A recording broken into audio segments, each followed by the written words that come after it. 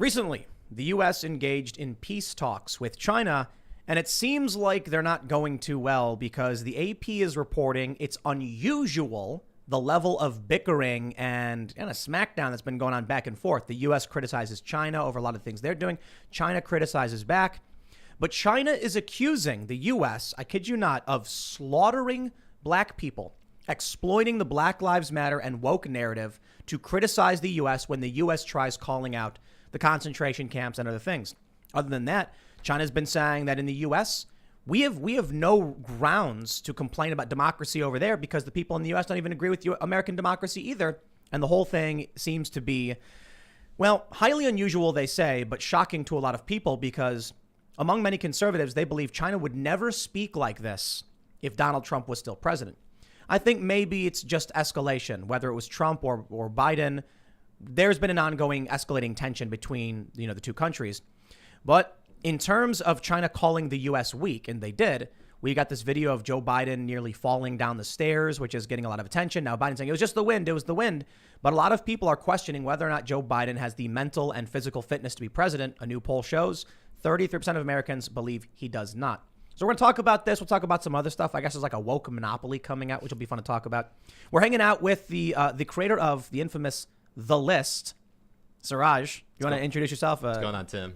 Siraj Hashmi, now formerly employee of the Washington Examiner. I am a free agent and creator of The List, but you can also check me out on Habibi Bros. That is the podcast that me and Mujahid Kobi, my buddy Jay, who has been banned 12 different times by Twitter and constantly comes back. He is the man who cannot be killed on Twitter. Should he go on the list? Oh, well, that's the thing. Is the list only works for him, and I never put him on it. There you go. Explain the list real quick. All right, so the list is literally a power ranking of people who need their phones taken away. So, for example, if someone tweets something, a genuinely bad take, it could be comparing, say, Trump to Hitler, although that is actually very trite and commonplace. But something, for example, if the Chinese Communist Party tweets out something insane about the United States, knowing obviously how hypocritical it is, they'll go on the list for it. Yeah. And then there's people like, should I name anybody specifically we're just talking about? Jennifer Rubin. Yeah. She is the one Washington Post, right? Washington Post, formerly, I guess, conservative blogger. Pro-establishment, whatever that means. But basically, she has gone on the list. I can tell you, basically, one of the tweets that got her on the list was so benign, but it's so ridiculous. She posted a photo of her dog and saying sleeping in during the Biden era. Yes. We sleep in on the weekends. When Biden was bombing Syria? On. Yeah. It was literally like the day or two after that. Yeah. On the list. Right on. So we'll get into it. We got Ian. He's chilling. What's up, everybody? Ian Crossland. How's it going? Great to be here. I love you. And me, Sour Patch Lids in the corner. All right. Before we get started, ladies and gentlemen, we have a really awesome sponsor. I've been talking a lot about how we need decentralized social media. And our sponsor today is PocketNet. Go to pocketnet.app. You can see the link in the description below.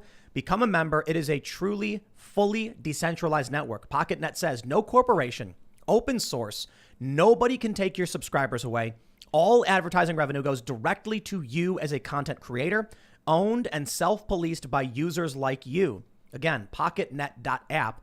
The reason I think this is great, and I'm stoked that that PocketNet is sponsoring the show, is one thing we keep talking about is some kind of open source code anybody can use to have their own decentralized social media platform or website. That way we can't get banned anymore. Now, maybe they'll still come after your infrastructure. Maybe you start your own website. But this is one way to guarantee that doesn't happen. There are a lot of different social media sites, but PocketNet seems to be the first and only truly decentralized. So again, really grateful for their sponsorship. You guys can go to pocketnet.app, sign up, and I guess nobody can ban you. So, for better or for worse, we believe in free speech. When you're there, I guess you're going to have all the free speech in the world. Also, don't forget, go to timcast.com, become a member to get access to exclusive members-only segments of the show. We had Kurt Schlichter the other day talking about Rand Paul and Dr. Fauci. We had, Jack Murphy, we're talking about Joe Biden in that weird CGI video. That wasn't really CGI. We debunked that. And, of course, Lieutenant Colonel Alan West was on the show. So if you want to get those exclusive segments, go to timcast.com, become a member. Don't forget to like, share, subscribe this show. And let's get into the first story. This is the craziest thing to me. Let me just read the news first. The U.S. Sun reports, tense clash. China accuses U.S. of slaughtering black people and says Americans have little faith in democracy as talk tensions flare. They said the two nations met face-to-face in Anchorage, Alaska on Thursday evening for the first time since President Joe Biden took office. But any hopes that bilateral relations could be reset after years of trade wars and tensions over cybersecurity during Trump's presidency were quickly stamped out. U.S. Secretary of State Anthony Blinken and National Security Advisor Jake Sullivan opening the meeting by referring to concerns over Beijing's human rights record. China's top foreign affairs official Yang Jiechi thunderously responded by accusing the U.S. of its own human rights violations, saying, "We hope the U.S. will do better on human rights," Yang said during a 15-minute speech. "The fact is that there are many problems in the U.S. regarding human rights, which is admitted by the U.S. itself." Yang added that human rights issues in the U.S., such as racism, were deep-seated. They did not just emerge over the past 4 years, such as Black Lives Matter. This is really annoying to me because the narrative, for the most part, from Black Lives Matter is overhyped, exaggerated, and just, I'm going to say it, not true. I don't know if, I think you may have seen this, Ian, but did you see the poll where they asked liberals and conservatives how many innocent, or how many black people were killed by police in 2019? And liberals said over 1,000. And the actual number is 27. So what's happening is, yeah, we have this media narrative, this big lie where they keep saying these things over and over again. And you get these people who genuinely believe that cops are going around hunting down black people. Right. If I thought that was true, I'd be out there with Black Lives Matter every single day. Yeah. But we know it's not true. Any death caused by the cops, it's a tragedy. Either a cop was defending himself, it's still a tragedy. Or the cop was committing a crime, especially a tragedy. Now China is exploiting this. Our own media is tearing our country apart, in my opinion. And now China's accusing us of being weak. Yeah, it's kind of interesting. China obviously can't look in the mirror and ever call out their own sins. For example, obviously just how oppressive they are to their own people, the re-education camps of Uyghurs, the lack, basically the Hong Kong and threatening their autonomy, and jailing basically any political dissident. So they have obviously no moral standing on this issue. I just find it hilarious that they think that the U.S. government is sanctioning basically all this terrorism against one, racial demographic. I don't think they believe it. No, but they're accusing us of this. I think it's really interesting.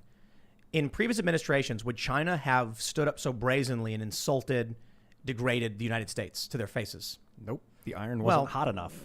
But you know what I think? I mean, if you remember under the Obama administration and the plane situation, the plane confrontation, and they basically made them almost, I think it was they wouldn't let them land or get off the plane. They basically had to. Oh wow. Yeah, this happened under the Obama administration. Yeah. I don't know if this is something that it was almost an international incident that had to get stamped out quickly because China, they ramped up the aggression against foreign diplomats, or I guess U.S. diplomats in this case. And then you have the whole anal swabs thing of U.S. diplomats entering the country, and they had to get a COVID test by that swab. We'll jump to that one in a second, but the point I wanted to make is as the tensions escalate, as U.S. Power wanes internationally, and other countries are losing confidence in whether or not the United States could even defend a place like Taiwan or the South China Sea, China is getting more and more brazen. They know the narrative's not true. They don't care. They're putting on a show for the people of the world to say, we're not scared of America anymore. Yeah. And we're going to stand up, and we're going to use their own fracturing of their culture against them. That's what's happening. Now, as for the butt swabs thing, which was like a huge story, I think it's fair to say if Donald Trump was president, that would not have happened. Yeah, that's fair to say. But I also, and we were talking about this, I don't think under the Trump administration they would willingly send out a group of diplomats to China in the middle of a trade war, right, and basically subject themselves to something like this. I mean, during the trade war negotiations for the first trade deal that they agreed to, all the negotiations happened in Washington, D.C., literally across from the Eisenhower Executive Office Building, which is the White House. But they're sending diplomats to China for what, routine work? I don't know. I mean, we had an ambassador we had a U.S. ambassador to China, and we still have diplomatic relations with them. But, there is no reason to subject our own diplomats to that. It's just an embarrassment. It's amazing. For those that aren't familiar, U.S. diplomats were forcefully anal swabbed by China. Yeah. And I think that's another sign of just attempting to humiliate the United States. Forceful swabbing of the bums of American personnel. And they're basically, look, at this meeting, it was 15 minutes of the Chinese, officials yelling at America. And the Americans just sat there and took it. Saber rattling. So I just wanted to point out that whole confrontation with the Obama administration. So the U.S. military always sends out a set of rolling air stairs on every single presidential trip. And so they have to seek Chinese approval to use the equipment. And when President Obama arrived in China, the Chinese reversed their position. They wouldn't let him get off the plane. Wow. Yeah. So it's like a humiliation why? tactic. Yeah. But was Obama supposed to be there? Yeah, it was. I think it was actually supposed to be a official presidential visit to meet with President Xi. So this wouldn't have happened under Trump. Would you think it's fair to say? Well, it didn't happen under Trump because when he went to China, he got like a huge welcoming ceremony. I mean, people remember obviously his meeting with Kim Jong Un in Vietnam, and Singapore. I think it was just Singapore. They had at least 2 meetings, if I'm not mistaken. But when he went to China, there was a huge ceremony. There was a huge celebration of the U.S. president going to China. And if you remember correctly, President Xi and President Trump actually had deep affection for one another. But at the same time, Trump was telling everybody here in the United States, obviously we're going to be implementing all these tariffs on China. He had a lot of tough talk. And this is where he gets the criticism for being, cozying up to authoritarians because of how he approaches them. Now, his actual rhetoric is different from the actual policy because the policy was good, even if the rhetoric didn't match it. And I think that's what people constantly get at Trump for. But he was particularly strong on China, and Biden is particularly weak on China. Could it have been that fanfare and that celebration was because they were scared of Trump?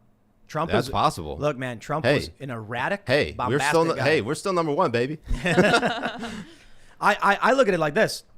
Even people, even Trump supporters recognize that Trump is kind of, erratic, I guess is the right way to put it. Meaning he just says, do it, get it done. It pops into his head, he says, do it. So if he gets mad on a whim, he could be like, shut it down. No deal for you. So China knows this trade war is on. Yeah. The tariffs are a legit problem for them. So they start kissing his ass. Yeah, I think the Chinese Communist Party is a glass cannon in that they're very fragile. From what I've been discerning from our guests in the last few weeks, they're on the verge of collapse, but they don't want to show it. And if they sense weakness, they're going to go and bite it because they can hit hard from a distance. But if they get attacked, they got a real problem. And Biden is not an attacker. Not physically. I don't think the Chinese Communist Party is particularly weak. I think they're still on the rise. I think it is what's changing though is the what's the best word I could probably put it on? Sort of the image. There was a fallacy that Russia was somehow the most dangerous country in the world, and that was our geopolitical foe and threat. And they hijacked an election and basically installed Trump as, Putin's, lapdog, as crazy as that blue anon talk. But then everybody just ignored China. And now we're realizing everything that's happening there. You have the Uyghur re-education camps. You have Hong Kong autonomy withering away. You have the oppression of basically everyone and their political dissidents. They have the Belt and Road Initiative, which basically it mortgages the future of basically every single country abroad that China does business with, particularly in Africa. They build up their infrastructure in exchange for they'll give, say, a country like Mozambique or name your country in Africa, $1 billion loans, but we get to control your ports. It sounds and they have to pay back that loan. Mm-hmm. Sounds like they're displacing the IMF. Yeah. That's the economic hitman strategy. Right. Yep. And so they get all this economic control over these countries, and they get to gain access to their valuable resources, whatever mining, whatever, grain, you name it, farming. And, they just consolidate that power. And the reason why they're still on the come up is, and this obviously is tied into the political oppression, is that when you only have one single thought, you can get a lot more done. I think Bill Maher was talking about it, as well as Tucker Carlson, interestingly enough, in the same week, about how China is particularly strong in their military because they just focus on the job and just get it done. Right. And I think Bill Maher's criticism in particular, it wasn't praiseworthy of the Chinese Communist Party, but really highlighting how because they're so authoritarian, they can get more done, and we are so democratic, we can get nothing done. And it's just democratic is one way to put it. I think what we're seeing is our values were exploited, sowing division, and this Western imperialism of sorts, whatever you want to call it, where we have like the International Monetary Fund, where we have the UN and NATO, the United States and their military bases everywhere. It's falling apart. Mm-hmm. Like you're mentioning, what was it? Was the Belt and Road Initiative? Yeah. So China is essentially giving loans, building up infrastructure in these countries, to then have massive debt that will give them economic control. That's what the Western powers used to do. Yeah. Or still probably do. Well, that's what colonialism was based on. It may not have been as, say, concrete as what the Belt and Road Initiative is, but it was basically controlling territories to gain access to the resources in exchange for, say, example, like French colonialism. French colonialism was basically, we're going to exchange whatever you got, and we're going to give you French culture because that's like, right. We're superior to your inferiority. What we are seeing is China engaging in NeoColonialism. It's effectively just colonialism, but it's from history till now, they're starting up a new process. It's transactional. Well, but it's not just that. It's Chinese immigrants. So China's a crowded nation. They're seeing a lot of, the creation of a lot of wealth as they expand. They then naturally want to move to other countries to find opportunity and to find more space. I actually, interestingly enough, about the Belt and Road Initiative is that they don't even hire locally. They bring in their own workers from China to build up these, whatever level of infrastructure, roads, bridges, buildings, you name it, tunnels. It doesn't stimulate the local economy. All it does is just put these countries into debt and That's right. make them beholden to the Chinese Communist Party as a result. Isn't that what the IMF would do, basically? Yeah. So listen, China is absolutely displacing the Western strategies and foreign policy, and they're sending in Chinese workers to a lot of countries. Many people who are just regular old citizens of China are naturally just emigrating to other countries. There's no plan there. They're just doing it because they want to move. They want to find a place. Then you end up with lots of Chinese immigrants in other countries setting up their own little communities and Chinatowns and things like that. Then you get the Belt and Road Initiative, which creates the economic power structure. Eventually, you're going to have many countries which are just going to be like second world satellites of China. If not, they already are. And the U.S., people don't seem to realize this. We talked about this, I think, earlier in the week, that manufacturing in the U.S. actually is up a little bit, like 1% year over year. But we don't produce all that much relative to many other countries. Our principal export is the U.S. dollar for buying oil. Mm-hmm. So we prop up the petrodollar with the threat of war to anybody who dares drop that dollar. The U.S. is in a very difficult position. It's, we've got Joe Biden, who apparently is struggling to walk up these stairs. The wind blew him over. I kid you not. They said the wind blew him over. I mean, that was not a good excuse. They could have said he tripped, and we could have moved on. But Joe Biden falls over and says, the wind blew him over. Wow. You've got hyperpolarization. You've got a 50-50 split, basically, in our government. Senate is 50-50, and then the House is like 219 to 211 or whatever, like just as narrow as it can get. They're trying to remove they're trying to remove a Republican who was duly elected and certified to it's falling apart. Our international systems are failing. The international wars have failed. Our way of controlling other countries is falling apart, and China is assuming all of it. And I have to wonder, how many special interests, millionaires, billionaires, and corporations in the U.S. have already seen that happening and are moving their businesses over to hedge their bets? Exactly. That's been right. happening. NBA, for instance. Yeah. No, it's been happening for a while. Disney. Apple. Apple, yeah. I mean, manufacturing in China is really cheap, especially when they use Uyghur slave labor, right? Right. So, but thinking about it this way, if the U.S. dollar does crumble, Bitcoin's at 58,700 or whatever. Yeah. These companies have already moved to China, mm-hmm. and they're already, like, you got Mark Cuban defending China. What does he see? That is he hedging his bet, basically saying he thinks China's going to win this one? China's already won. That's actually what I wanted to say. Is that Bill Maher, interestingly enough, and I agree with him on a lot of points. Even if he didn't get everything right in his little monologue from last week, he pointed out how China already won. Yeah. They're not winning. They already won, because the fact that we're still bickering over things like the culture war, cancel culture, you name it. These are things that are they're distractions to the bigger picture. And in terms of global influence, the United States are, that I saw a T-shirt once that said "We're number one," but there was no apostrophe in it. We're number one. We Yeah. were, yeah. Yeah. Uh-huh. And so, while the United States economy still is number one in the world, as I said, we're number one, baby. I mean, those days We're are numbered. number one. It's like the Patriots dynasty ending. I never really got into the whole we're the best thing, because when you're at the top, you're just a target. People want to rip you down. We should be part of an integral group of allies that are working. We were though. Yeah, we really should be, with Russia and Britain and England. Not Russia, England, but we did have India. Western trade alliances, NATO, the UN. Yeah. And that power structure is failing.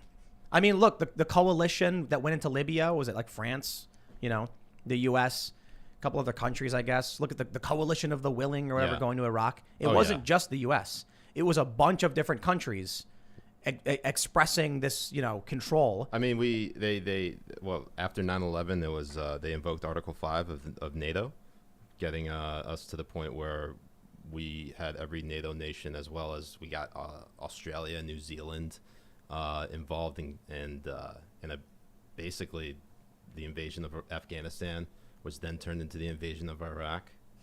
I mean, for some reason, the United States loves war. We're never going to get out of it, and that has depleted our economy tremendously. And if you ever want to talk about how climate change impacts it, it doesn't help it. You guys ever hear of the non-aligned movement? Nah. It's basically the other United Nations on Earth. There's the United Nations that we know of, and then all the countries that aren't involved with it are in this united group of nations called the non-aligned movement. Who's in it? Iran is it's where they're headquartered, was in Iran for a while. Ahmadinejad was like the chairman of it. Ahmadinejad? Yeah, thank you for pronouncing that properly. Mahmoud Ahmadinejad. And I would pull up a list. There's 92 countries or something, Really? some insane number. And don't quote me on that number, but it's all these countries that the United States is basically doesn't want to have diplomatic ties with. These are the people we need to be allied with. Yeah. Well, there's also BRICS, the BRICS nations. I mean, that's the thing is so Iran and the United States their interests are diametrically opposed. Iran wants basically hegemony over the region. The United States, the Iranian regime has been on the path of terror for quite some time, funneling money to Hamas, Hezbollah, you name it. I mean, they've been killing our guys and our men and women overseas. I don't imagine that's going to happen anytime soon, unless, of course, President Biden tries to get the Iran nuclear deal going on again. God help us if that happens. But look, I am fine with making friends with other countries, so long as it isn't to our detriment. We're not being taken advantage of, and I don't think that the Iranian regime would be acting in good faith. I'm looking at China, like the Nazi Party, and if we had allied with Russia before the Nazis invaded Poland, we could have possibly prevented it. What do you mean? Well, because we weren't really on good terms with Russia before the war, Russia wouldn't come to France's aid. Are you talking about World War II? Yeah. Okay. And so this is like a modern day, we're on the cusp of another world war with another, racist ethno state. Right. And unless we ally now with Russia and India and Iran and all of these countries around China, they're going to do some crazy invasion. Well, the thing is, China and Iran are basically in bed with each other because, when Iran doesn't have, any of its allies to go to, if it doesn't have the United States to go to say, funnel them cash, they'll go to Russia and they'll go to China because China definitely wants to have them on their side. Yeah. Anyone who's an enemy of the United States is their friend. Mm-hmm. So. And like we're talking about, it's China doing everything in their power to expand their influence to anyone who's willing to listen. And I think that I wonder if there's elements of the U.S. that are worried about war, so they're already essentially resigning to the fact that we will lose. I think it was we were talking with Kurt. He said there's war games that the U.S. has done with China, and in all of these war games we just lose. I can only imagine there's a lot of really rich people who are probably like, all right, well, if that's inevitable, I'm going to move my money over. I'm going to move my money to China and focus on that business. And then in 50 years, when this whole system in the West falls apart, China will be the dominant superpower, and you will have an authoritarian ethno-state exerting their cultural influence over all the other countries on the planet. I would argue, obviously, and I don't know if I said this before, but if it sounds like I'm repeating myself, then I apologize. But I think Richard Nixon's greatest mistake was not anything to do with Watergate. It actually had to do with opening the United States to China. Because for some reason, I don't know what miscalculation took place, but it was a miscalculation. And that was assuming that the Chinese Communist Party, which at that time had only existed for about 20, 21 years after the Chinese Civil War, after World War II, that by introducing capitalism to them, they would somehow modernize.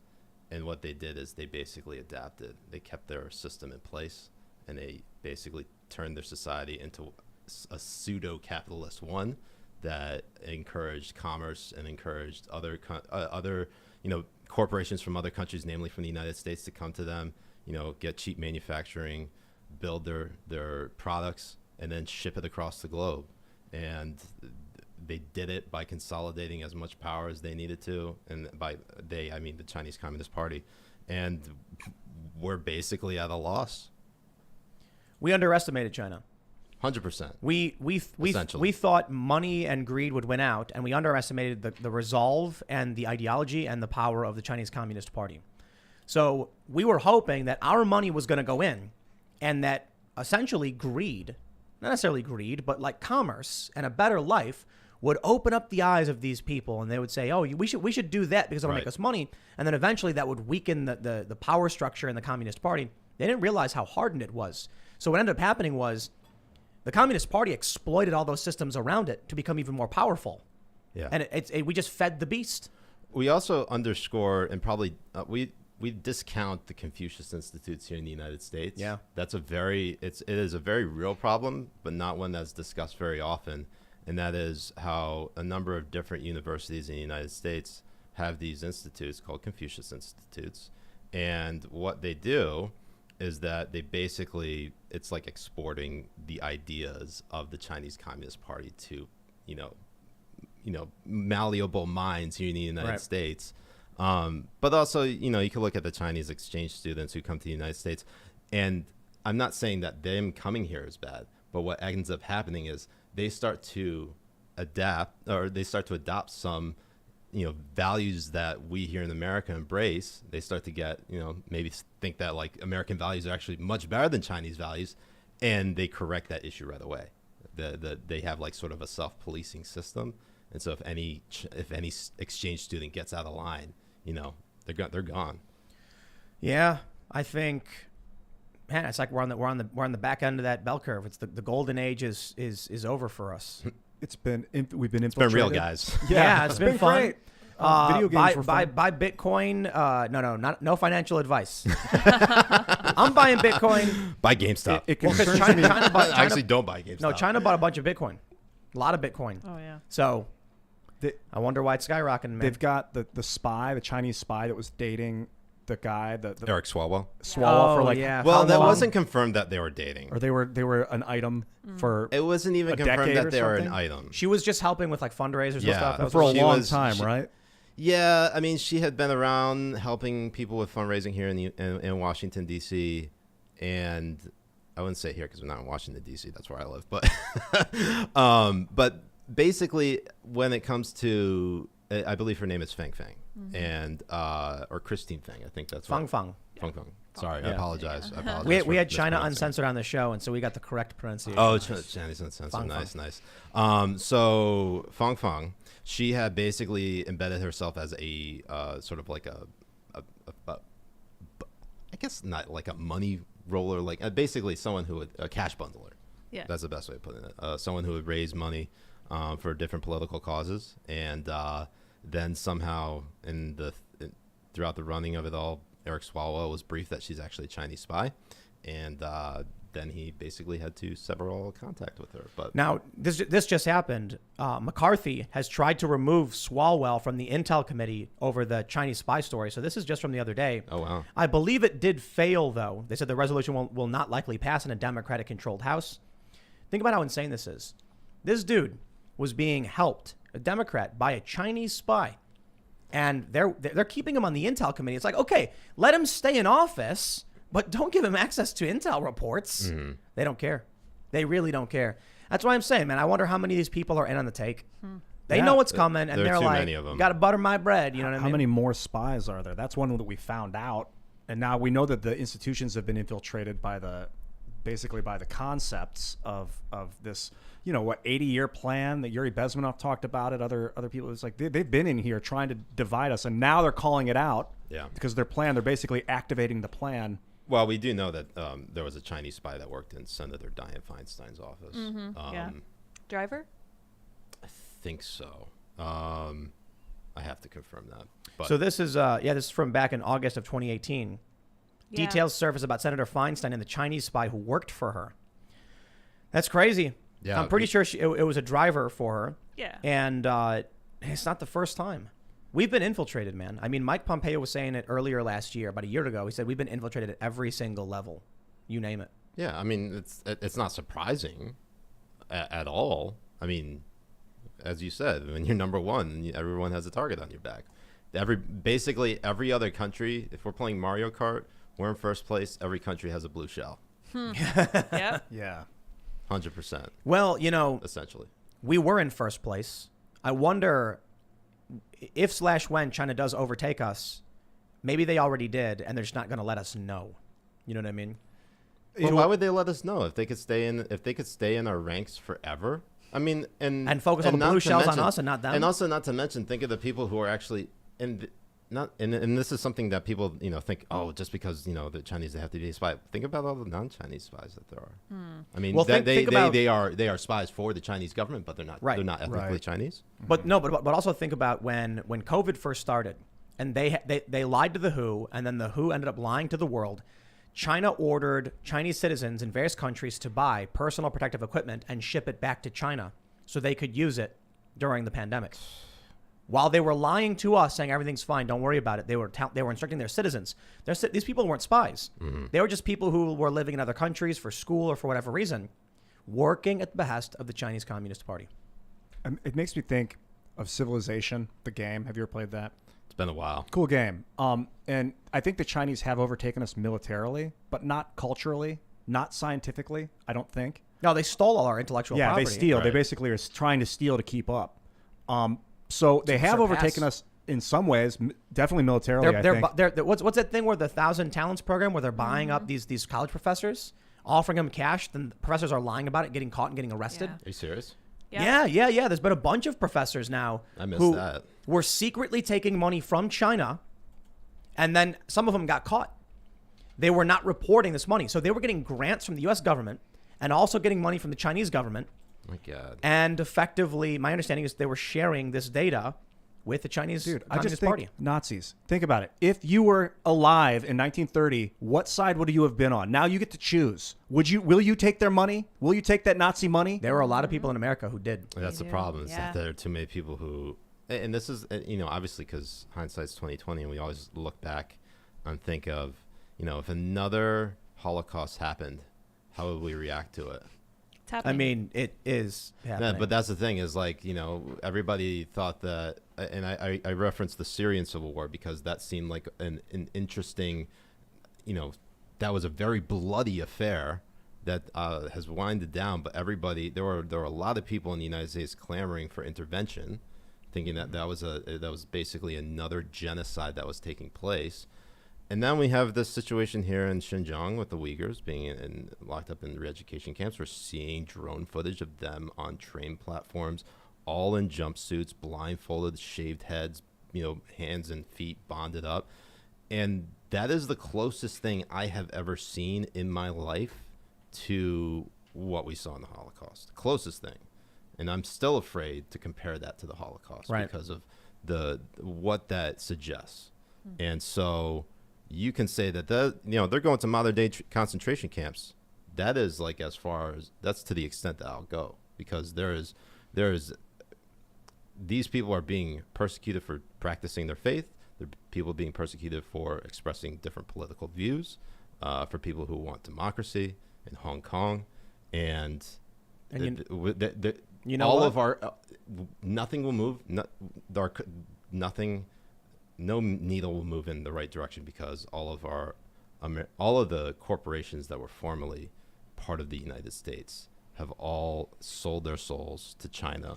This and time, will never stand up right? for it. A lot of them, not all of them. This time, Not all of them, the but a lot of them. ethno-authoritarians, it seems like they're going to win. It seemed like that with the Nazis too for a while. When they invaded France and took control of France, it was like, this is it, man. The British, Winston Churchill would just tell people, we're going to survive. We're going to get through this. He didn't know. He was just getting Yeah, their but listen, hopes up. For sure. China's not stupid enough to just storm the borders of Right. India necessarily. Right. I mean, the conflict happening on the border with India is that, what was it? They were fighting with sticks and stones. Yeah. Yeah.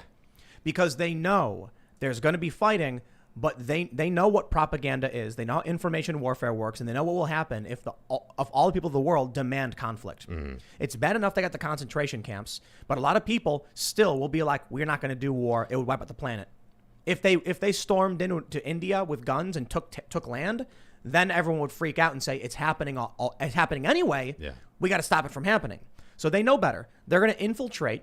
It's going to be cyber attacks. It's going to be political warfare. Like who was talking about political warfare? Was that James? Was that God, James? we've had some Was great it? guests on Not this sure. last Or was week. it Kurt? I don't know. Lot of great people talking about political warfare, and that I think it was James. I think so. And we're not prepared for it. They know you got to be very careful about how people view you, and that's why I think when we see these Chinese officials yelling at the U.S. in a rant for 15 minutes saying that the U.S. is slaughtering black people, they know what they're doing.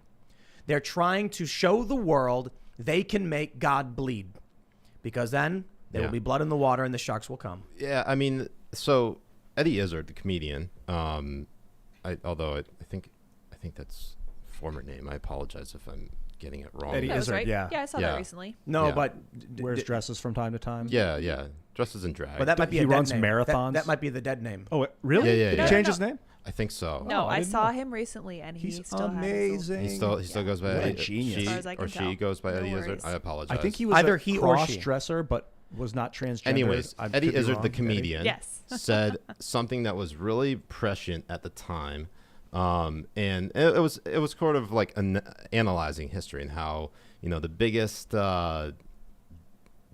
mistake that Hitler made was not anything he had to do within Germany, but it was invading other countries. Because you have Mao Zedong, killed probably the most people of Yep. any other dictator. You had Joseph Stalin, you had Pol Pot, a number of different dictators. The key theme for them, and the reason they were able to stay in power, is that they never invaded any other countries. Yep. And so China came close to it when you had the Korean War, and they were basically trying to impose communism in the Korean Peninsula. Of course, the United States fought back at it, went to stalemate. Now you have North Korea. And now you have China invading many other countries with the Belt and Road Initiative. Exactly. Economically, Exactly. culturally. Look, you can't. We talk about this all the time. 4th and 5th generational warfare. What is the purpose of war? You want to gain control of resources and territory, right? Or you want to stop a threat. Maybe it's preemptive war, but usually it's about gaining access to a resource and certain territory from advantage for your country. Now, how are you going to do that? You're going to march in with guns and force people at gunpoint? Well, that creates resistance and opposition. Right. People say no to that. Or you say, Ian, I'm going to lend you $100 so you can go get that nice new suit you wanted. Thanks, dude. And then we're going to put compounded interest on it. So just Oh. don't worry, sign here. And then what happens? Well, I do need the suit. A week goes by, and I go, "Where's that $10,000 you owe me, buddy?" And you're like, "Whoa, 10,000?" Like, yeah, read the deal. Jimmy, break his legs. That's the game. Can I borrow another 10,000? They go to back? listen. Don't do it. They're going to these people, and they're going to these countries and saying, if you sell your country to me with this deal, you will live like the king of kings. And then when you're dead, we'll take your country. It's a win-win, isn't it? And a lot of these people are like, works for me. The country will improve, the lives of my people will improve, and then in 50 years, China will be in charge with exercising debt and control over our country. Sure, whatever. Short-term gain, long-term losses. The- They are invading, but they're doing it smart this time. The hitmen, They learned from us. The economic hitmen, which is kind of out of this playbook, they would do that. They would say, hey, we're going to give you a big loan, try and buy you out. And if the people refused, then they would try and assassinate the leader. And if they couldn't get to the guy, then they would declare all-out war. It seems like the Chinese aren't trying step 2 at all. They're very light about this slow, long bribery. They play game. the long game. But listen, Definitely. you only need step 1. When they go to one country and say, we're going to give you all this money to help you with your infrastructure, and that country says no, they go, okay, well, then we'll give it to your neighbor. Good luck surviving. And they'll go, wait. That's the name of the game. People know that in these countries, they might have pressure where it's like, we've got conflict with these different groups, with these different tribes, with these different countries, governments. And so if China starts arming and building up their infrastructure, how long will you last? That's how it's going to play out. And now you can see with these Chinese officials basically making a mockery of the U.S., saying you're not coming from they literally said, it is wrong to say you're coming from a position of strength. People in your own country don't trust your own democracy. You're slaughtering black people. They smacked down the U.S. for 15 minutes. And what do? We fight. We have flame wars. We have culture wars. We are a silly people. I think the U.S. is facing some kind of fracturing. But a lot of people talk about a peaceful divorce. I think we've already broken apart. You know, and I talked about this before, right? Joe Biden comes out and says, come on, man. We need new restrictions for COVID. And Texas and Florida are like, nah. If you don't have red states trusting the president and agreeing to work together towards a common goal, then the president just represents the blue states. Maybe they're, look, I'm a young guy, I guess, young enough. Maybe there were periods in American history where half the states were saying no to the president. Maybe that was 100 and some odd years ago, the last time we had a civil war, right? Yeah. I mean, I don't think we're going to civil war. It's not going to be what you think it is. It's not going to be the too civil war is informational. right. It's not with arms. That's exactly what I'm saying. It's Yeah. 4th and 5th generational warfare. Yeah. So the point I'm making is we're well past that point. Like China's not going to march into India with guns. They're going to buy more and more land. They're doing it. They're buying up property in the U.S. like crazy. They're buying up property in Brazil like crazy. And then their citizens naturally just move into these areas and then live in these places using the existing laws. They don't need to march in with guns when they can march in with economics. Same thing in the United States. The civil war we're experiencing is the culture war. It is a cold civil war. I shouldn't even say it's cold because people have literally been shot and killed, notably in Portland, for instance. But it's not like factions with armies marching towards each other. The issue is, the best example is Joe Biden comes out, talks about COVID, Florida, Texas, other red states. Just look at Joe Biden and say, buzz off. We do not take your advice and we do not care what you think. So you got blue states saying, you got it, Joe, and red states saying, we don't agree with the president. We are already split into 2 different realities. You want to live like normal? Florida's awaiting. You don't got to wear a mask anymore. You can go shopping, you can go to the movies. Everything's back to normal. Go to New York. New York is now the epicenter again. And they're saying, oh, no, it's bad. We got to do more lockdowns. You go to Europe. Europe's locking down like crazy. Yeah. Here in the U.S., to see blue states go the exact opposite direction of red states. No unity at all. I do find that interesting, though, that, I mean, like, the division has been happening for a while. I mean, just look at, you go rewind 10 years ago. I mean, think of how many states just rejected, Obamacare coming into their states. Exactly. And that's why a lot of people do believe Obama was the time that this division happened. But I'm like, look, I think it started before that. Right. You can reduce it further and further. Look at Al Gore and George W. Bush. Yeah. It was a Supreme Court appointment of a president. No matter what you believe, there's half the country who believes Bush only became president because the Supreme Court intervened. Right. Now, there's a lot of people who say, no, George Bush won fair and square. No. The realities are divergent at that point. There's Democrats who are saying it was stolen. And there you go. Yeah. Then you get 8 years of that. Then Obama comes in. Then you get people were claiming it was stolen back then. Like even Donald Trump was saying that, Mitt Romney. And the interesting thing about that is a lot of people tied the Supreme Court fight of the 2000 election to distracting our intelligence agencies from what Al-Qaeda was up to in the lead up to 9/11. Because there was no transition. The transition was so rocky. It was delayed and it was Clinton, busted up. Yeah, between the Clinton and the Bush administrations, that a lot of people look at that as the one area where Al-Qaeda basically made its move to basically attack the United States through 9/11. I think that was where we saw a big political split.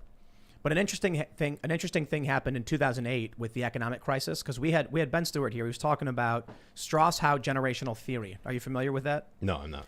It's this theory that there are 4 seasons. A season lasts 20 years. You've got spring, summer, fall, and winter.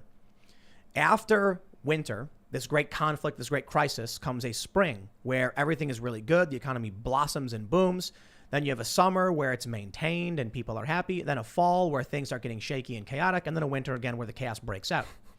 So right now, we are in the winter period. 80 years ago, the end of the last winter was World War II.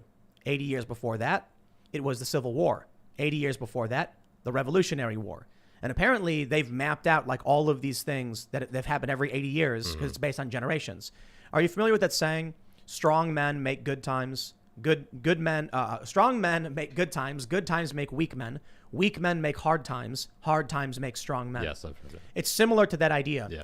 That when you have a generation of people who fought through the trenches and many who didn't survive, only the strongest survive and come back and create a flourishing, strong society of prosperity. Their children inherit that world and don't necessarily understand what it took to create it. The next generation inherits a world where they just feel entitled to it, which leads to chaos and collapse. Interesting. So it feels like, we're basically in this period now where we can expect, I guess the winter is here. It's going to get bad, and it's supposed to end around 2028. But my point was, the point I wanted to get to with 2008 was when we talk about when the political divide started and when chaos started to happen, they predicted in the 90s when they wrote this book called The Fourth Turning, that in 2008, when boomers became eligible for Social Security, the economic system was going to collapse. Right. Perhaps everything we know about what caused the crisis, mortgage-backed securities and things like that, was actually just all of the boomers now demanding their entitlements that didn't exist and figuring out how to cover it up. How not cover it up, but like cover the costs of this. When you look at the M1 money supply, it's slowly stagnant over several decades. 2008 happens, it increases by by a factor of 10 or whatever. It's just like spikes upward. Money creation is going up rapidly. Then the pandemic hits, skyrockets straight up. They changed the way they report the money stock mid-pandemic, and now no one knows for sure. But you can see 2008, where the money supply just goes boom and takes a sharp turn upward. Maybe mortgage-backed security crisis, they were giving out homes to everybody and people couldn't pay for it. Or maybe our financial system was broken. We knew it was broken. It was predicted that it was going to break, and then it broke. I've heard that this theory that they used COVID as an excuse to print because they had to print because everything was falling apart. It's a conspiracy. Was it you who was telling me this? Someone I think it was you who mentioned this. They were saying that Democrats made bad bets and investments that went sour and was going to completely disrupt pensions and 401ks and retirement plans. Was it you who said that? No. Who told us that? I don't remember hearing that. Yeah, I was hearing there's a conspiracy theory that what actually happened was COVID's legit, and we had a pandemic, we had a crisis, and we had 15 days to slow the spread. However, the economic crisis was real. We're supposed to have, they say every 10 years there's like an economic downturn of some sorts, and we kind of dodged that for some reason. I heard a conspiracy theory. I'm not saying it's true. I'm saying it's literally probably not true. That Democrats made bad bets with, unions made bad bets. They made bad investments. The investments soured. And then when COVID hit, they knew that there was going to be a serious collapse of retirement funds and people's 401ks and things like that. So they were like, we need a bailout. We saw all these blue states. Now, this part is true. Cuomo, for instance, being like, New York needs money. And Trump was like, shove it. Too bad. Run your state better. Now we get the $1.9 trillion stimulus. And Republicans are calling it a bailout for blue states that are poorly managed.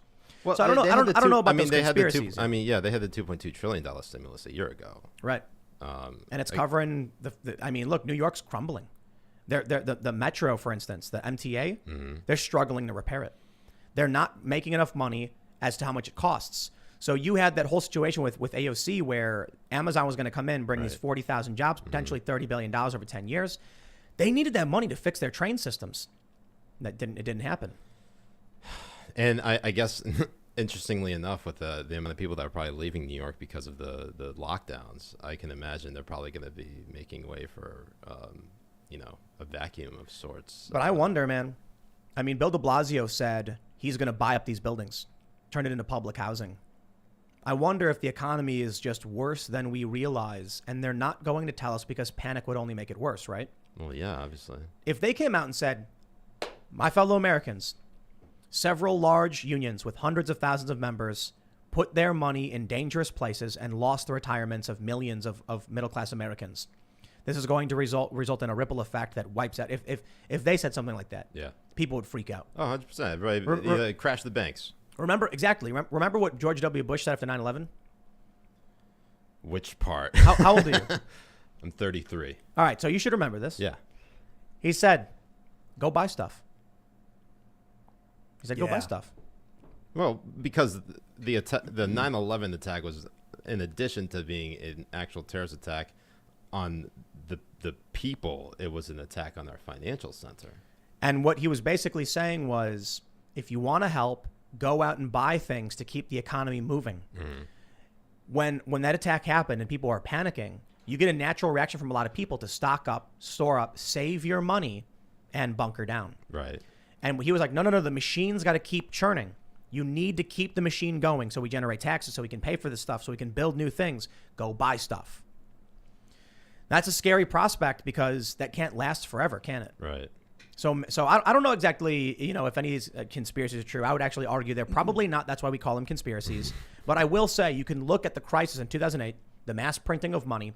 It was only a matter of time before we were going to see that bubble burst. It could not be maintained. Do you remember how much the 2008 bailout was for? It was for $989 million. Yeah, that was billion. That was what was on the books. I'm That's reading billion. an Yeah, article not here from million. That's too small. this article Yeah. from MIT quotes a 2015 Forbes article that says we've paid back 4.6 trillion of the 16.8 trillion that we committed to that bailout over I don't know how many years, 15 or 20 years or something.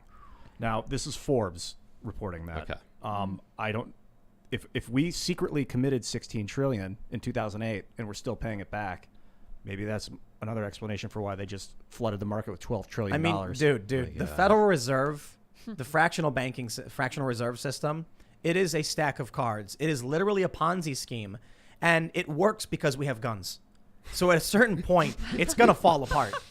Like, you guys understand how banking in this country works, right? Fractional reserve, as far as I understand, is the Federal Reserve will loan a bank $1 million. The bank then can loan out 90% of that, so they can loan out 900,000. They need to keep 10% on reserve, Yeah. but they're not. That loan is creating the money supply. So Right. when you give $100 to a bank, they can then loan out $90, which is created on the books. and then expanding the to money another supply. bank. Then that other bank takes that 90 and can loan out Well, 81. No, not necessarily. They loan it to you. So they give you. So I put $100 in the Bank of Ian. Then the Bank of Ian is able to give a $90 loan to the Bank of to Siraj as an individual. Siraj I then don't get my own bank? you don't get your own bank. Not yet. But then you deposit your Soon $90. You deposit your $90 into the Bank of Lydia. Now Lydia can loan out 90%. Whoa. This sounds a little bit racist. Talk about it. Well, I don't got a bank either. Oh, I thought you just Hey, said wait, you had a that's- bank. Change the Federal Reserve here. So the point is, a bank gives an individual money. The individual puts it in a bank. That bank then loans out. Then an individual puts it back in a bank. So it's just basically a stack of cards. Right. It's basically a game of hot potato, and where the debt keeps stacking up, the interest becomes impossible to pay, and then Obama signs a massive stimulus. The money printing goes out of control. This was predictable a long time ago. I mean, when did we go off the gold standard? That was in the 1970, I think. 70s. Yeah, the 72, 72. 73 shock. You Nixon know, shock. do you know what the issue there was?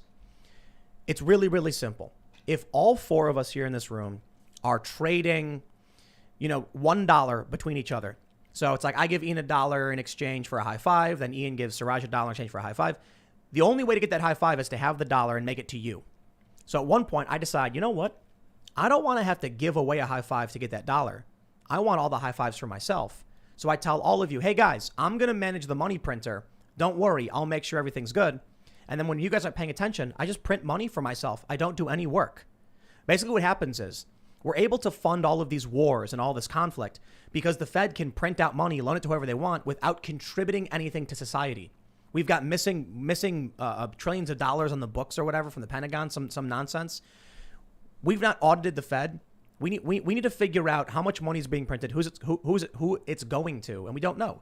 At a certain point, if they can just snap their fingers and create money on the books, and we don't understand the system, other people are exploiting it, the house of cards is going to fall over. Yeah.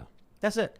And I mean, you inspired me to make a great idea. I'm definitely going to start charging people for high fives. Yes. That's the way to go. Specifically kids. You know, this is another aspect of the situation that bothers me is the oil economy because it's so obvious that we're moving off an oil economy onto like a nuclear economy or something. Well, but people still have an aversion to nuclear, so I don't think that's going to happen. Right, nuclear fission. People Yeah. are afraid of the dirtiness of corium meltdowns, but like fusion or like thorium reactors, which are also a type of nuclear, which isn't dirty, doesn't have corium byproduct.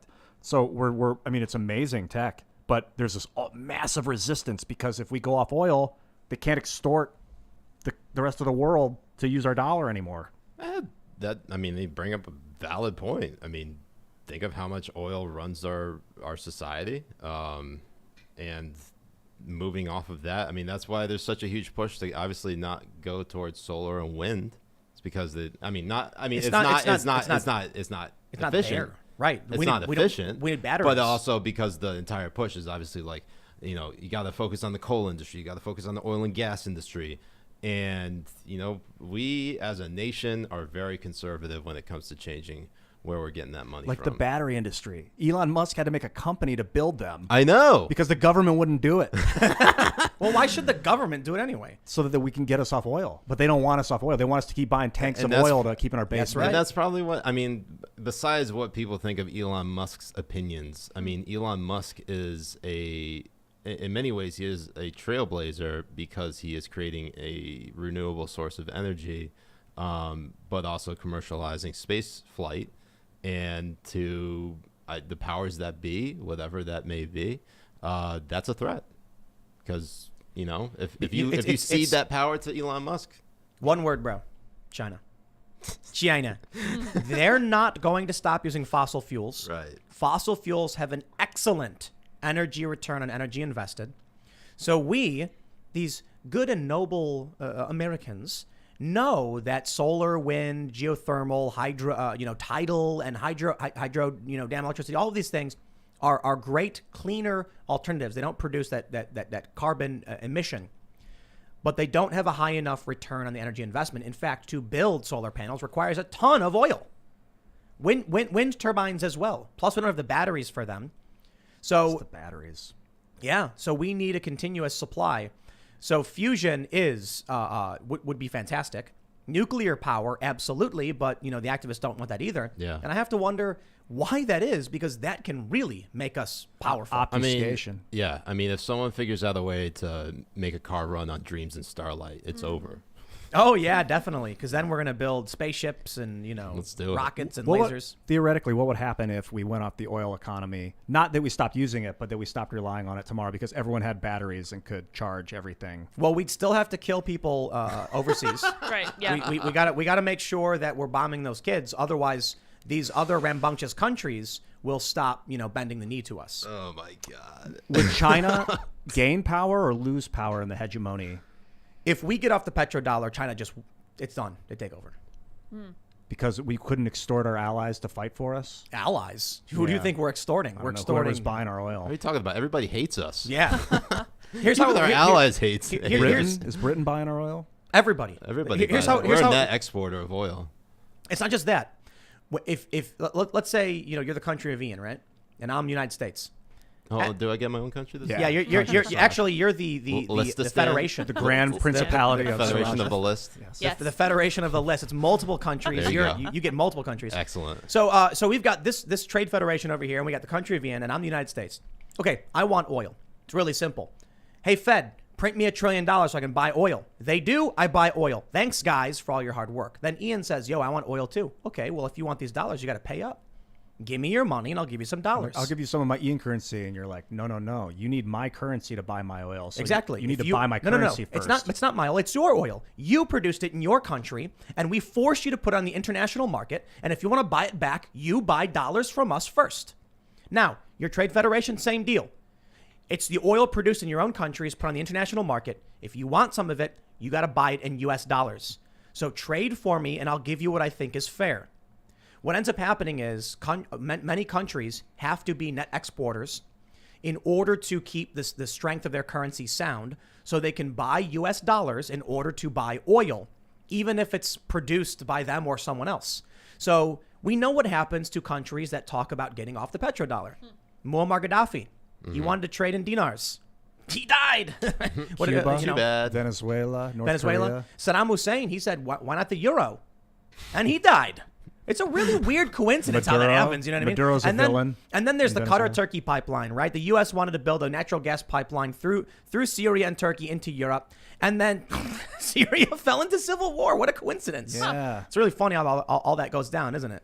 That is Yeah, so interesting. if we stop using, if oil stops being that principal source of energy, then we don't have leverage over these other countries. Fiscally, yeah. Yeah, if fusion technology became rampant, like just ubiquitous, and then all of a sudden we go to, this one country and we're like, yo, you've been calling to buy dollars and oil from us. And they're like, oh, we got fusion. We're good.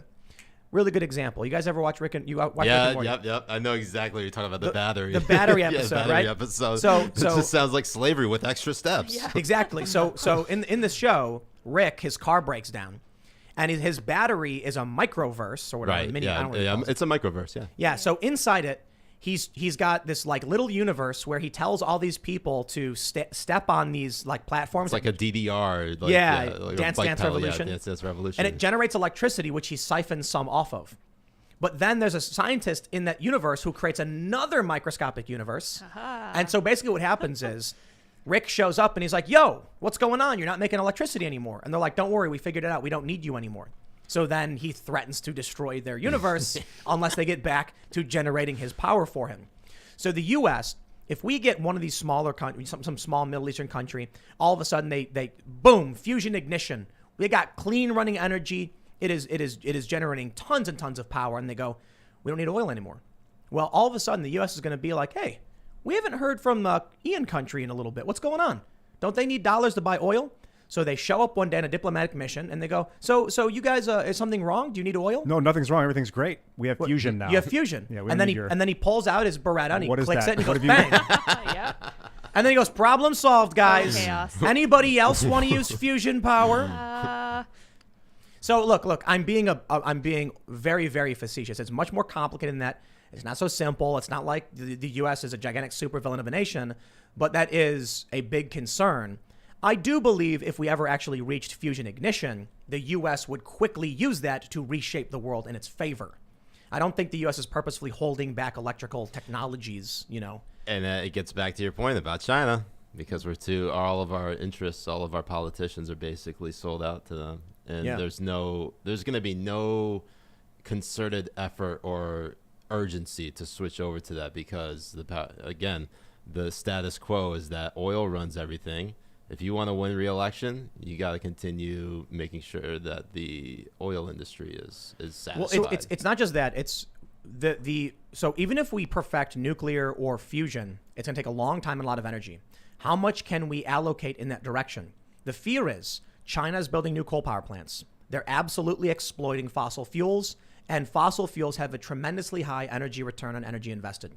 So if the U.S. shifts to renewable energies or developing new power plants, we are at a disadvantage. China is rapidly expanding and growing, and it seems like we're losing that fight anyway. So at this point, get the fusion online, baby. Do you think that there's a concerted effort behind the scenes for the United States and China to divide the world between them with a petrodollar economy? No. And they're letting us bicker about human rights violations, but they don't really care because for them it's business. No, what do you mean? China is about to overtake the U.S., and the U.S. is flailing and flopping about. But they know we could never go to war because of the nuclear conflict. So they're like, That's not true. I mean, well, No, that we we don't. should never go to war. I mean, both Well, governments. you should never go to war for any reason, and nobody ever really wanted war. I think there are Some sometimes, people, I guess. yeah, well, when the like a military vicious, industrial complex wants war. or but like yeah, when there's like a marauding force slaughtering humans and you need to intercede, like ISIS.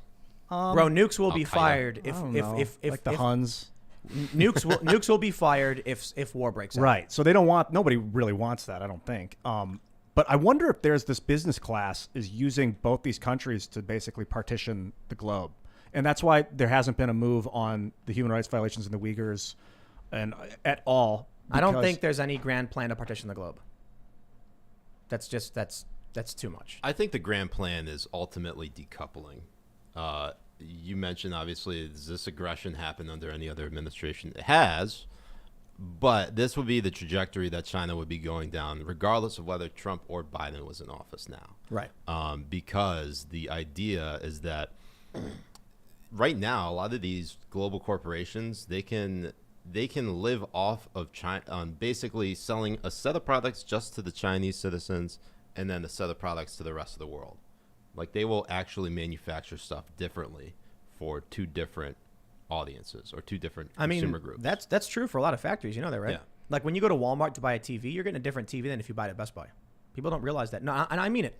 So if you go and there's a Sony or a Samsung TV at Walmart, made with different materials than the Samsung TV at Best Buy. Same model, different materials? Yeah. That's my understanding. I could fact check me on this one. I could be wrong. Well, I know Google specifically tailors their search algorithms for different countries, different regions. Yeah. What do you mean? Yeah. If you Google search regions, right now, for sure. and anybody listening, if you Google search auto repair, are they going to send you New York auto repair? No. They're going to know exactly where you are, and they're going to show you auto repair I think around they your actually area. give different tech, like different coding of their browsers and stuff. Like they gave China a specific browser that could be used to track the people, if I'm not mistaken, because China wouldn't let Google into the country, so they had to like build a specific. Well, had to they build they that were stuff working for on sure. what was that thing called, Dragon something, and then they got Google employees Dragonfly? revolted. Yeah, Dragonfly or something. Google employees revolted that Google was working with China, so then Google backed off. Google's response was, well, if we don't go in and do this, someone else will. At least then we'll have some control. It's like, no, you won't. If you go, when these companies go to China, and they do, they have to open up a CCP wing of their company. They create like a division of the Chinese Communist Party in their companies. So I'll tell you this. If the NBA, if this is true, this is what we heard from China Uncensored. If the NBA has a company, a branch operating in China, that would imply the Chinese Communist Party has influence in the NBA, in the United States as well as in China. Because they'll go to them and say, case in point, when the NBA banned the phrase "Free Hong Kong" on customizable jerseys. Do you remember this? Yeah, I remember that. And that was in vividly. America. Why? Because the NBA in China, the Chinese went to them and said, don't allow people in America to say "Free Hong Kong." They went, you got it, buddy. And so when you try to type it in, it would give you an error. Right. Look, I mean, dude, we had Blizzard, the gaming company. They have the game Hearthstone. One of the people competing held up a sign that said "Free Hong Kong," and so the player got suspended. Created a huge controversy, and then they were like, oh, no, they got suspended because it was political in general, and we're not all about that. It's like, no, dude, we get it. It's because you have people, you have a branch in China, and China told you. So we're already there. Chinese Communist Party has its tendrils across the globe, and whether anyone realizes it or not, I mean, Bill Maher said it, we lost. Yeah. We lost already. I don't know. That is very pessimistic of him to say that. I think that we're definitely losing the military game. But like if it's a grand game of Civ and you can win with religion, with culture, with military, with science, I don't think they're winning across the board. They're really, really totalitarian. Like the people hate it in China, from what I can tell. They're just not allowed to say it. So that we got that working for them, or for us rather. Well, you said something about decoupling. I wanted to just So decoupling means that, trade between the United States and China, it cessates. There's no more trade. And so whatever relations that did exist no longer exist.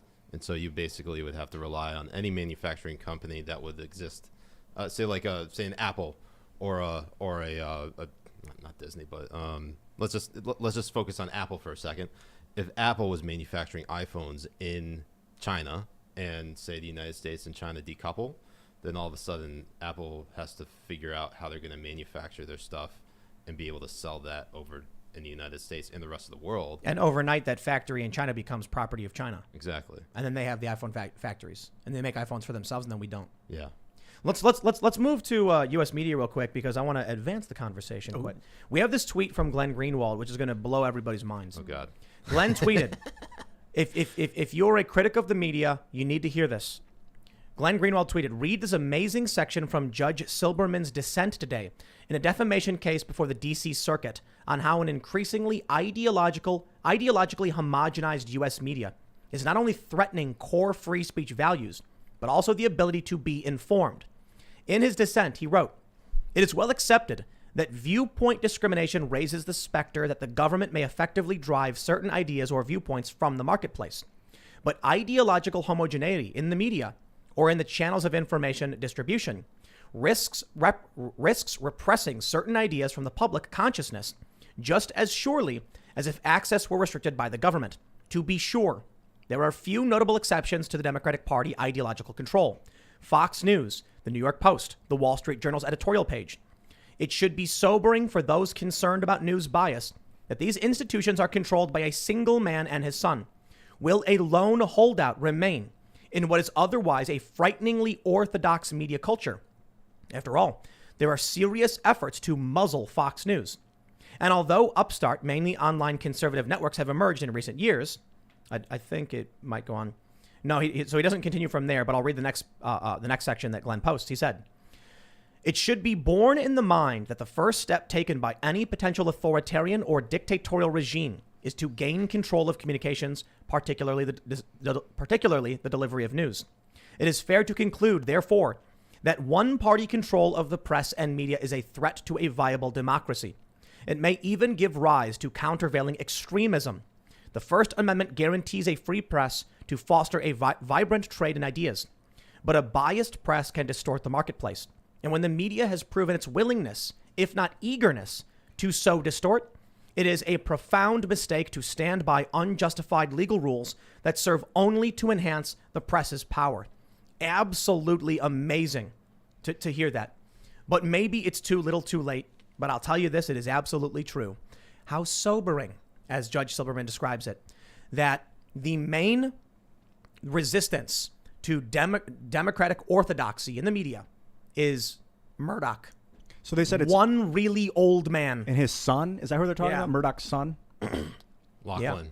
Lachlan. Yeah. But is Lachlan the one? Isn't he woke or something? Yeah. It's over, everybody. Great. Back it in. We're going home, and welcome to your new cult. I think Yeah. we're incredibly resilient as humans. So if someone is speaking out against it, that means we have a chance. Maybe so. It's a dissent. I mean, is this too little, too late? I absolutely think it is, man. Maybe, yeah. maybe not. Maybe not. Maybe I'm. Look, there's a lot of people watching this show right now, and this is not a. You know what? No. I was going to say we're not ideological here, but we are absolutely sure. ideologically motivated here. Classically liberal, libertarian, and socially liberal values represent the conversations we have here for the most part. There's a reason. It's really fascinating why leftists are so hard to book, because they're an authoritarian orthodoxy. It's very hard to speak safely when you exist inside the confines of their moral framework. That's why I've done numerous interviews. I did an interview in Berkeley with this woman. I'm standing in the street and I'm filming. Some woman walks up and starts talking to me, and I'm holding my camera. I asked her some questions. She answered. She gave horrible answers. 5 minutes later, she walks up to me and says, "Delete the footage." No joke.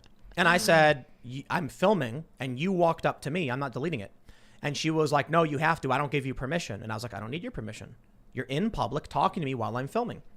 I don't try to generate controversy, though, so I blurred her face.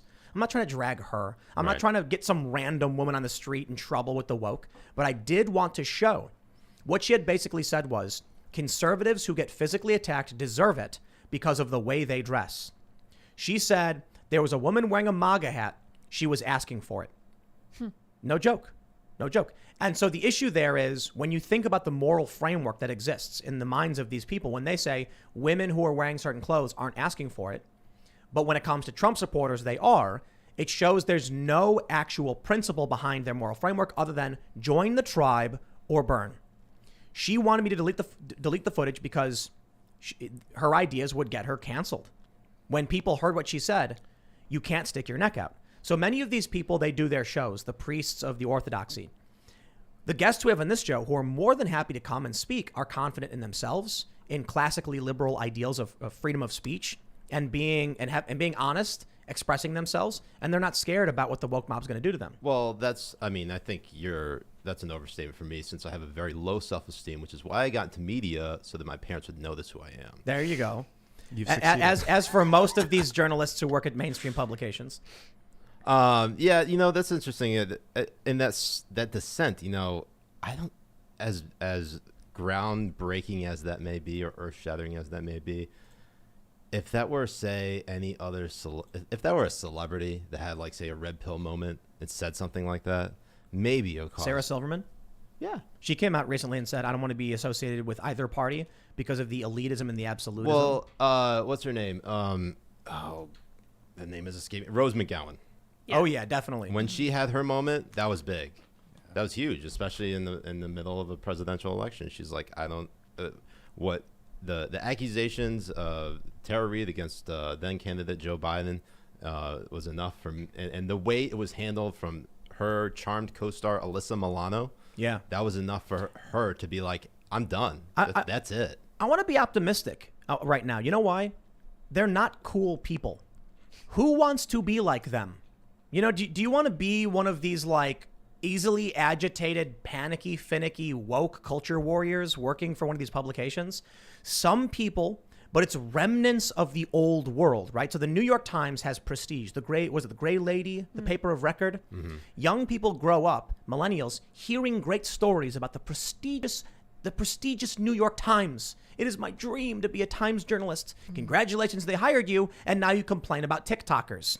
Is that what you really thought you were going to be doing? Or did you think you were going to be like meeting in a parking garage and some like source walks up and he's got a manila folder and he's like, please don't tell anyone I was here. Otherwise they'll kill me. And you're like, don't worry. I'm going to expose these criminals and And then in reality, you're like, so the 17-year-old on TikTok, you're never going to believe this. Like as a TikTok mentioned, right? But then like one of his friends showed up. That's what the New York Times has become. Ugh. Who wants to be that today? What young person who's actually on TikTok is looking at what these journalists at the New York Times are and going, I really want to be like that when I grow up. They're not doing that.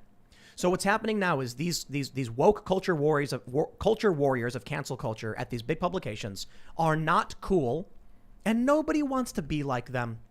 Young people especially. You ever seen the show The Boys? Oh yeah, of course. No, it's very. I don't know why this conversation reminds me of that, but it's specifically in the storyline of the first season with Starlight, who is trying to get into the 7 of Vought. It's for those that aren't familiar. She's a superhero. She wants to join the big superhero organization. Right. Yeah. So, and then she gets there, and she realizes obviously this is all a big charade. You know, this is a corporate entity. They don't care about like actually, you know, saving people's lives. They care about the money flow. Yep. And so, you know, if you haven't watched it, highly recommend it. Good show. It is a good show, which I got off Amazon Prime because we're now basically pumping up Jeff Bezos' numbers. But that's right. but it kind of shows that classical trope of, you know, don't meet your heroes. Right. She really, really wanted to be this big hero, join this big organization, and then she realized it was actually really awful. Everyone sucked. Yeah. And she didn't want to be there anymore. But But that's like, but that is very much media today. But it's worse than that. No, I know. Well, I mean, we're talking about a fictional show and comparing it to media. Here's what I mean. In the show The Boys, the 7, which is like the Justice League, they're cool. They're celebrities. Everybody wants to be them. They're in the movies. They got endorsement deals. Who wants to go work for the Daily Beast to write about, I don't know, cats or something stupid that's nonsensical and made up? No, who wants to be that when they grow up? Nobody. So here's my point. We've talked about how movies today going woke are becoming like Christian films used to be. You know, like good flicks or whatever? Yeah, Pure Flicks. Pure Flicks. And everybody always laughs and then like jokingly ribs me for like, hey, don't make fun of Pure Flicks. It's like watching those really campy religious versions of films with like Bible Man or whatever and VeggieTales and stuff. VeggieTales. As the woke cult takes over Hollywood, movies become preachy, boring, and nonsensical. It's a religion. And uncool. You got to watch. Have you seen The New Craft? No. You will absolutely hate it. Ugh. You know why? I don't care about the wokeness. It's not a good movie. It makes no sense. The pacing is off. I have no idea what the message is. And it's just like nothing happens, I guess. And then a guy bursts into flames or something. The whole movie is a woke PSA where they just keep giving off woke pot shots of like, they'll be walking down the street and then one person makes a comment about being trans. And you're like, what does that have to do with the movie? Like, why is this dialogue in the film? Because they want to make sure you know they're woke. The wokeness is more important than the storyline. Thus, they've created something boring that nobody wants to engage with The movie will fail, and then kids who see it will grow up thinking, that's not cool. I don't want to be like that. If it's not cool and doesn't inspire youth, it won't exist. Who are your heroes? My heroes? Yeah. Oh, they're mostly rappers, but they're not really heroes. I don't know. I mean, I actually no. My heroes are like my dad, my grandpa, like my legitimate heroes. People I think are like through and through the greatest people I know. And the thing is, and that's exactly what it is. The never meet your heroes.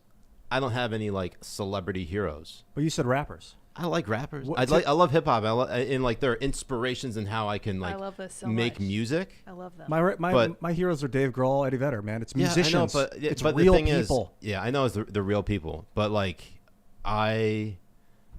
that's the thing is like I'm terrified of the potential of meeting any of them because of how of getting super disappointed. flawed, but they still inspire you. It's Yeah. not Oh, bro, dudes we at all the met New our York Times. listen. Who are your heroes? I don't have any heroes. Did you used to? Never. Like no. growing up, you never Nope. watch people or No, I'm too arrogant. I'm not even kidding. Like This is I would honest. watch skate videos and there'd be like a pro who's like the best in the world, I can do and I'd be that. sitting there going, I can do that. My friends would be like, shut up, you're not gonna tray flip a 10 stair. Oh, and you I'm needed like, new friends. oh yeah? Yeah, And then I yeah. would go and throw myself down the stairs and get hurt. I Let's mean, go. well, the reason I brought it up is because I was not that good, but I was certainly arrogant enough to think I was. my heroes are not these people that write these pieces. I don't think anyone looks up to these people and thinks I want to be like that guy that wrote that No, pop but piece. They I look at wanna- musicians. They look at like great performers. Yeah. That's the real challenge in life. And it's mostly a way of how they think because musicians just generally think a different way. They see sounds, they can compose music, they can create stuff out of thin air, and it just resonates with people. I think like it gives music, you chills, and when you hear it, like when you hear it your affects favorite you- song, like you ever get chills down your spine when you hear that? all the Yeah. time. music Boom. affects Yeah. us physiologically, Right. Like Great. the beats, it's like, and it affects our brains in certain ways. It triggers emotions, and we like feeling good, and we like being made to feel. So we like the people who make us feel that way. But there's something interesting about it. I will say though, we've already met our heroes because of Twitter, and they were all awful. Look, It's I true. would never. I don't look up to actors, and I don't care for actors. I think they're just actors, and I've never understood the obsession with like celebrity. I've always just been like, I don't care. Who cares? Bernie shaved their head, whatever. But now we get to actually meet these people, and we learned. Chris Evans, for instance, Mark Ruffalo. They're really nasty people, right? Chris Evans is okay. He's kind of nasty. Mark Ruffalo is one of the meanest people I've ever seen on the internet. It's like he just posts nasty things. David Cross, also a mean guy. And I'm surprised at how many comedians and celebrities are just nasty. It's really messed up. You look at Joe Rogan's Twitter. What do you see? Instagram Instagram photos. posts of like Yeah. him eating steak His and like his dog. Yes. And Marshall. people like Joe Marshall. Rogan. You know why? Because when you see him for who he is, you're like, oh, he seems like a cool dude. But then you turn to like some of these other comedians and movie actors and stuff, and they're just posting nasty things, screaming, posting pictures of decapitated Trump heads, and you're like, I don't want to be around that. Well, you know what I mean? This is kind of why the list exists.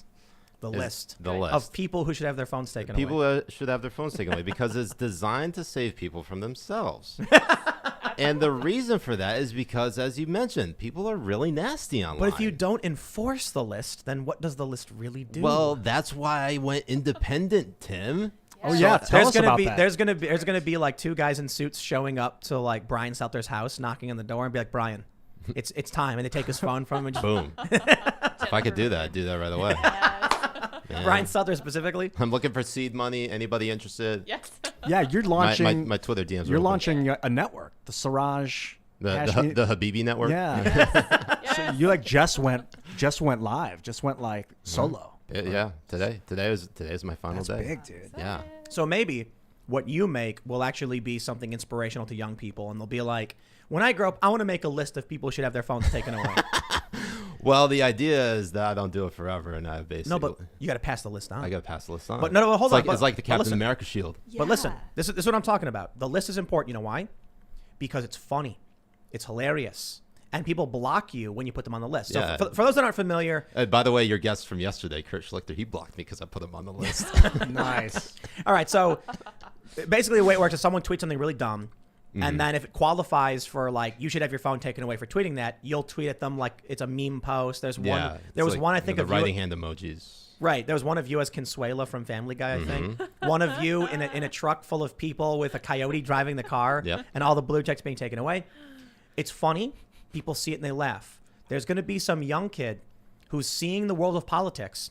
He sees someone like Brian Stelter from CNN tweet something really dumb, like Tucker Carlson is the new Donald Trump or whatever. Did you put him on the list for that one or no? That's a tame take, honestly. Right. But some kid will see that post, see everybody laughing, and he'll think, that's cool. It makes people laugh. It exudes strength. And what that person posted was really dumb. Yeah. I don't want to be like the person put on the list. I want to be the person naming people who should be on the list. Well, it's interesting because I've gotten criticisms like I'm a hall monitor, or I'm basically waging a harassment campaign against people, which is obviously not true. Try more. I've had people have meltdowns about me putting them on the list. Like, this is I think of a few people from very early on. I'm talking like December 2019 when this thing was still like in its infancy. And the reason why I started it was literally one of those things where, you kind of your recent Twitter habits. It's just like it just came out of thin air. It was George Conway dunking on his wife Kellyanne in a quote tweet. He's the Lincoln Project guy. And he is, the Lincoln Project guy. And it was like one of those things where like, oh no, you should never do that in public. Give me that phone, George. That is taking your phone away. Give me that phone, man. And he is the first person I put at number one, and he doesn't have a blue check. He's not verified, but like everybody thinks it's because of, everybody. The list comes for all, but like there's a higher standard to meet if you're not verified, because literally anybody could just post whatever you want. If you're not verified. If you're verified, there's obviously like a standard that you have to live up to. Well, yeah, you got the endorsement of Twitter. Exactly. Yeah. I was thinking that some of the value of your work too is like you mentioned the resonation that you feel from a musician, that vibration. Yeah. Also, you put yourself on camera and your voice, so you're creating resonance, literal physical resonance. Right. It's so different than just being behind a typing thing and putting words on the internet. Like that's how you really affect people, in my opinion. I think this internet video media is so powerful. I prefer video more than writing every day of the week. Oh, yeah. That was my strength. I mean, I was a commentary video writer. Commentary video editor. I do edit videos, but like they had writer in there. I just, because I did write from time to time, but like it turned out in probably like the last like 3 years of me being at the Examiner is that if I wrote anything, it would already be a video.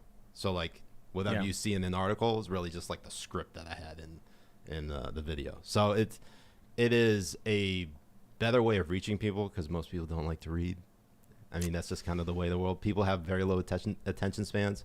Well, they can turn on a podcast and then go work on something else. Exactly. You and can that's play why video podcasts games. have become so effective. That's why audiobooks have become so effective, is that you can literally multitask as you're listening to this stuff. And if you have to rewind, you can rewind. Who cares? No one cares. Yeah, you're free to do it. But people play video games, listen to podcasts. They go to work. That's very tough to do. I don't know how. You just pause it when they say something really cool and then go rewind it and watch. Yeah. I mean, I've done that. It's like you're making breakfast or whatever. You turn on a podcast and you sit and Folding make laundry, breakfast. yeah. It's like watching TV or But something. I almost always Twitch stream now when I play video games. I don't know. I should probably just game offline for a bit. It's going to be really interesting in the future because I see a lot of people, like everybody has a Twitch channel and they'll get like 7 live viewers or whatever. And I'm like, who are these like 7 people who are watching instead of playing and doing the stream themselves? And what happens when everyone does? And then everyone is streaming them playing a game and no one's watching. A lot of everyone's just playing. have it on in the background. Yeah. A lot of people. Yeah. So it's you hear people saying like, so I'm going to go steal this car and then light this hooker on fire.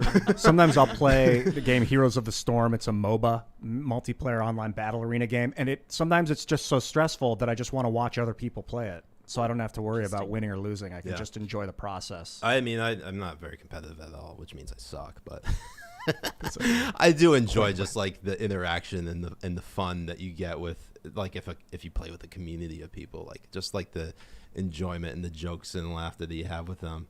Some people just take gaming way too seriously, and that's probably why everybody wants to like crack down on gamers. True. What have you been streaming lately? I do play the COD Cold War or Black Ops Cold War, Ghost of Tsushima. I'm trying to get into more of these samurai games. I hear Nioh as well as Sekiro are really money. Yeah, that's a Souls type game. Yeah, hear I do. great I am things. playing Demon Souls on PS5. Very difficult game. But- We actually have a streaming rig for gaming we're setting up. Oh, nice. There's a lot of expansion on the way. The first thing we have to do is create the new timcast.com website. Then we've got to create the new brand website for all verticals, gaming, mystery podcast, and all that stuff. But it'll happen when it happens, I guess. We're going to be hiring and just got to grow organically. It's not super easy to just do outright, but it's coming. But how about we go over to Super Chats Yeah. to see what everyone else has to say. My friends, if you are listening and you have not already smashed that like button, you should, because it is greatly appreciated. And go to timcast.com, become a member for exclusive members only segments. And I'll for everybody, actually, we got a super chat here. I'll just read it. Will, again, for some reason, YouTube always blocks the name of the first super chat, so I can't see it. But they ask, will we see the Chicken City this weekend? We did actually. It's not a big city. It's just like 4 little chicken houses. We have it built. It is 99% done. We just have to add one more security layer. It's this big fenced off area, and then we've like dug into the ground so that it's pretty secure. But the issue is, we wanted to go get chickens, and it's still a little too cold. So we were supposed to be able to bring the chickens out to the Chicken City this week. I think we're gonna wait because they're still a little small and it's still a little cold out, colder than we expected it was gonna be. So it might be another week, but maybe we will finally film something. And I always keep saying that, and it's like never happens. So fingers crossed, it's there.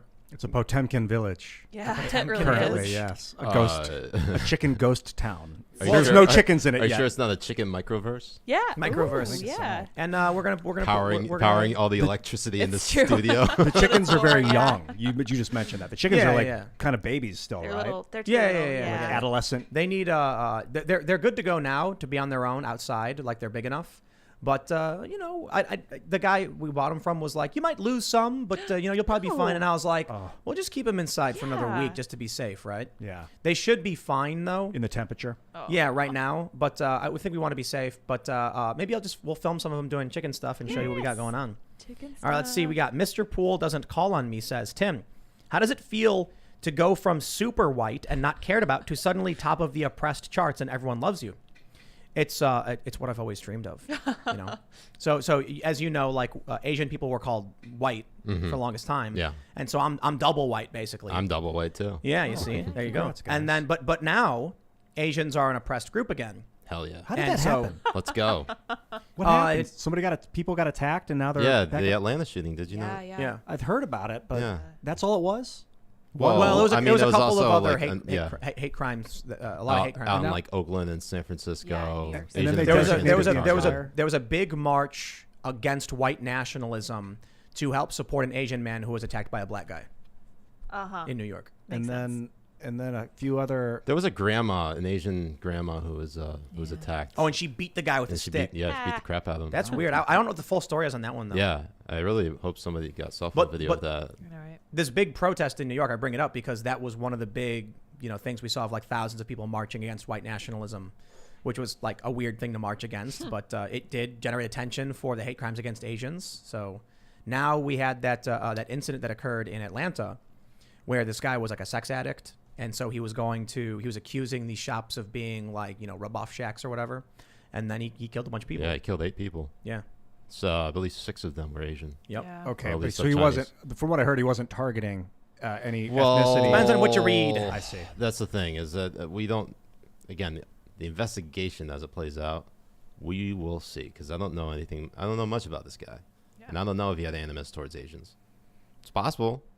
Wait for the facts to come in, and the unfortunate thing is, as we were talking about how there's like two different Americas with competing information. This is one of those things where there's competing information about it. Yep, So. Yeah. Well, look, what we know about what the guy claims is that he's a sex addict.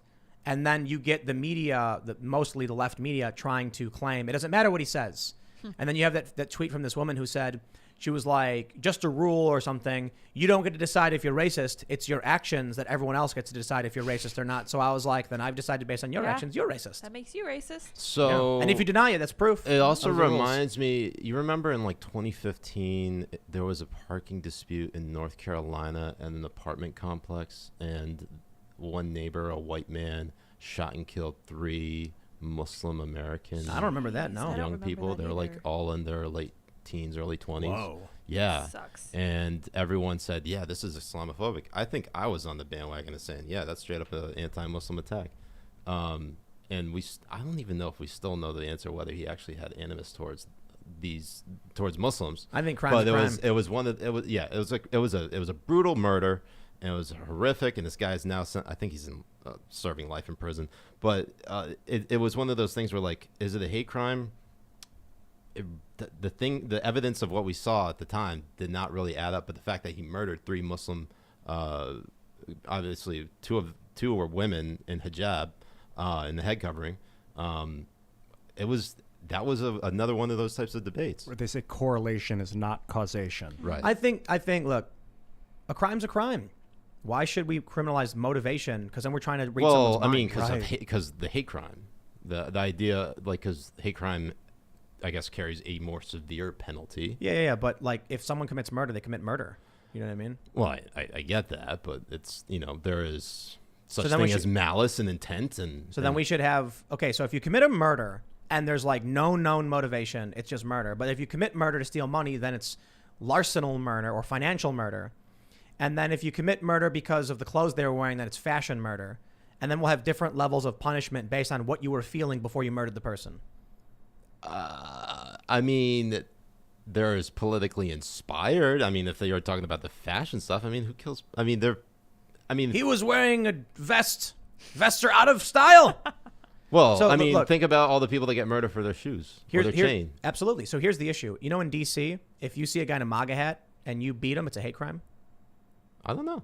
But In- if he doesn't have the hat on, it it's is. not. In D.C., In DC, if you punch a guy and said it's because he was wearing a MAGA hat, you committed a hate crime. Oh, if you say it's because of it. Not just if he has look, it on. this is the problem with hate crimes. Like, if there's a dude walking down the street wearing a MAGA hat and someone punches him, that person can be charged with a hate crime because politics is a protected class in D.C. for obvious reasons. Mm-hmm. The issue I take with it is that we're trying to figure out people's like internal morals and motivations instead of looking at them and saying he punched a guy. well, intent does mean a lot, especially in our criminal justice system, because how do you decipher between self-defense and murder? Okay, so if some guy It's robs intent. if a guy robs a bank, and there's 2 guys, they both rob a bank. One guy did it because he wants to buy, an infinity pool. You can't really afford that with what you get out of a bank, but he wants to rob a bank because he wants, brand new shoes.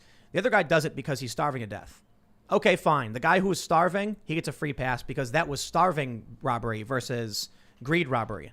You see the point? I understand what you're saying. All we know is someone went in and said, "I'm robbing this bank." When we get into the hate crime arena, we're trying to read people's minds to determine what was the cause of the crime in the first place, instead of just universally saying, "Dude, if you punch someone, you go to jail." I think they actually decriminalized thievery of food in another country. Do you remember hearing about that? Oh yeah, San Francisco. Might as well call California another country. Yeah, seriously. It might have been another country also, but that's Yeah. in San Francisco. Yeah, it if was someone's San poor and Francisco. starving. Shoplifting. in Yeah. Yeah, particular. and Oh no, there's one where they're poor and starving and they steal and food. like They're off I the think hook. in Virginia and like Michigan, the cops can't pull you over for like expired plates or blowing a stop sign or failing to turn signal or something like that. Smelling like weed. Yeah. So it's like you don't signal and you blow a stop sign and the cop can't pull you over. All right, there you go. So anyway, look, I understand the idea of hate crimes. I'm just like, if you hit someone with a pipe, that's aggravated You assault. think they're like trying to measure intent leads to thought crime and like the thought police? Partly, it's you're not going to read someone's mind. Like Well, so, yeah, so there's no way to fully know what somebody's intent is, And or so what's in their heart. here's the problem. I don't care, why this guy in Atlanta did what he did. I care that he did it. I care that innocent people lost their lives. And they're now trying to mind read. You got one outlet being like, it's clearly racist. Then the other outlet saying, no, he was addicted to sex. No, he was racist. Even though he doesn't say it, we know. And it's like, can you give me the name of the people he killed? Can we get a ceremony for the victims? It was days before we realized who any of these people were because the media was too busy arguing about whether or not the guy was racist or not. Well, there is the aspect of like prevention in the future. So if you want to avoid something like this happening again, you need to understand their motivations in order to make sure whatever the warning signs were for this particular shooter, and suspected murderer is that this doesn't happen to another person. I feel like you guys are both making extremely good points right now. It's kind of weird. It's kind of blowing my mind. I don't know how you. Well, that's a first for me. How do you stop somebody from committing? From hating. How do you stop someone from hating? It's a natural human experience. People hate things. Well, like if he killed because he was starving, or if he killed because he hated the person's race, then like what problem do I need to address? Great, good point. How do we stop the hate? Well, with like family. I mean, this is a deep conversation. Yeah. How do you stop someone from hating someone else? Re-education camps, maybe. Oh yeah. Jesus. Neural net. Wait. Ban speech. Oh yeah. If they can't hear the hateful ideas, they can't become hateful, right? Works so well. I see you've been to Canada. Here. This Wait. is If something. they express the hate, arrest them. That way they can't act out on it. This is something that I actually learned very early on growing up, and the one thing that helped break down stereotypes was traveling. Because I lived abroad. I lived in Lahore, Pakistan for 6 years, and through there, I was able to travel to different parts of Asia, Africa, Europe, and that was definitely an eye-opening experience. And while not everyone is in a position where they could do that, I mean, that would be, for me, that is how, just literally interacting with different parts of your community, honestly. Because you don't know how other people operate. You will find that more people are just like you if they are part of another community, and you find that you have more in common with them. Once you build that little consensus, you can see them as human beings. Right on. Well, let's read some more super chats. Zabrusi Willis says, man, it's weird seeing your old videos and comparing them to where you guys are now. American dream, baby. Yeah, it's just progression and goals. You see, this is the advantage of skateboarding. Growing up where you're constantly learning a new trick.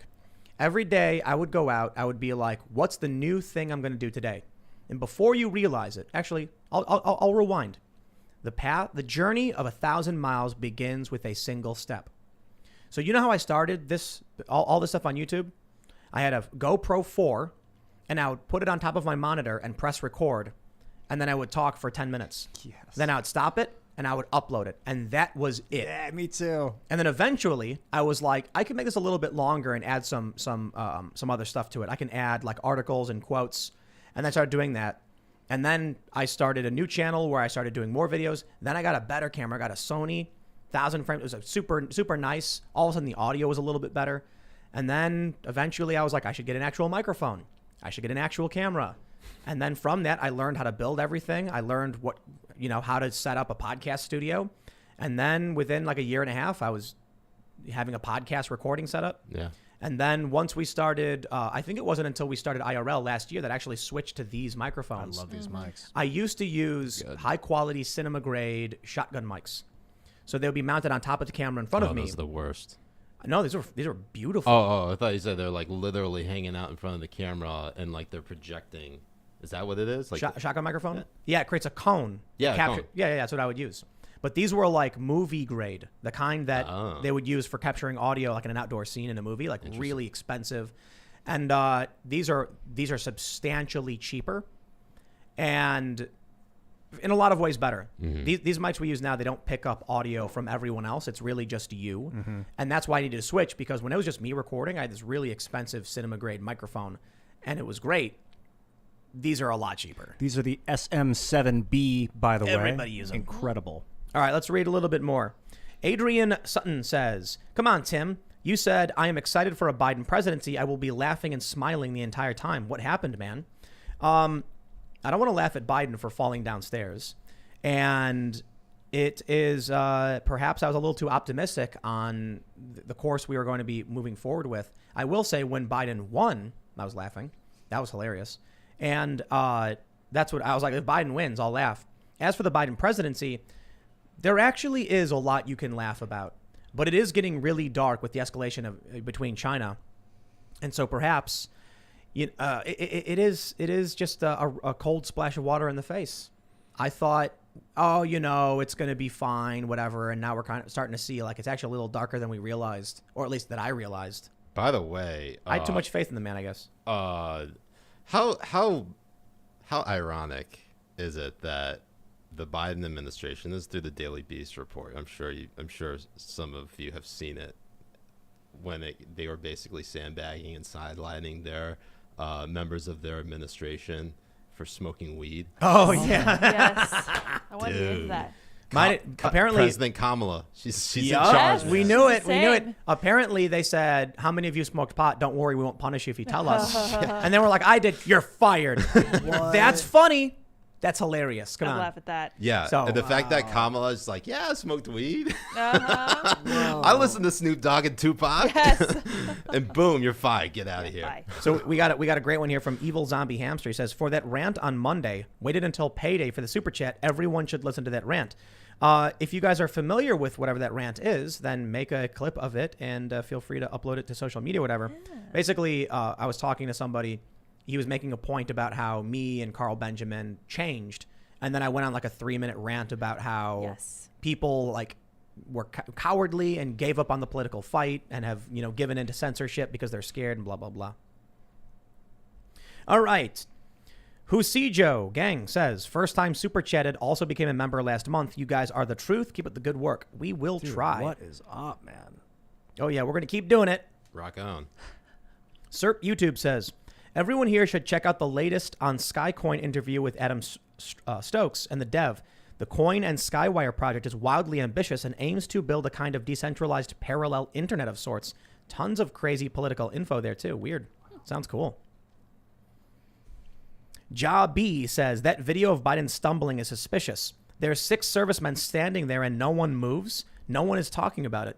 Yeah, when Biden tripped, I guess some people expect the servicemen to run up and try and help him, but it was literally only like 2 or 3 seconds. Yeah, he looked like he recovered. You then he fell know, again. when I'm like running upstairs, sometimes I like, hop Yeah. up and down, Right, yeah.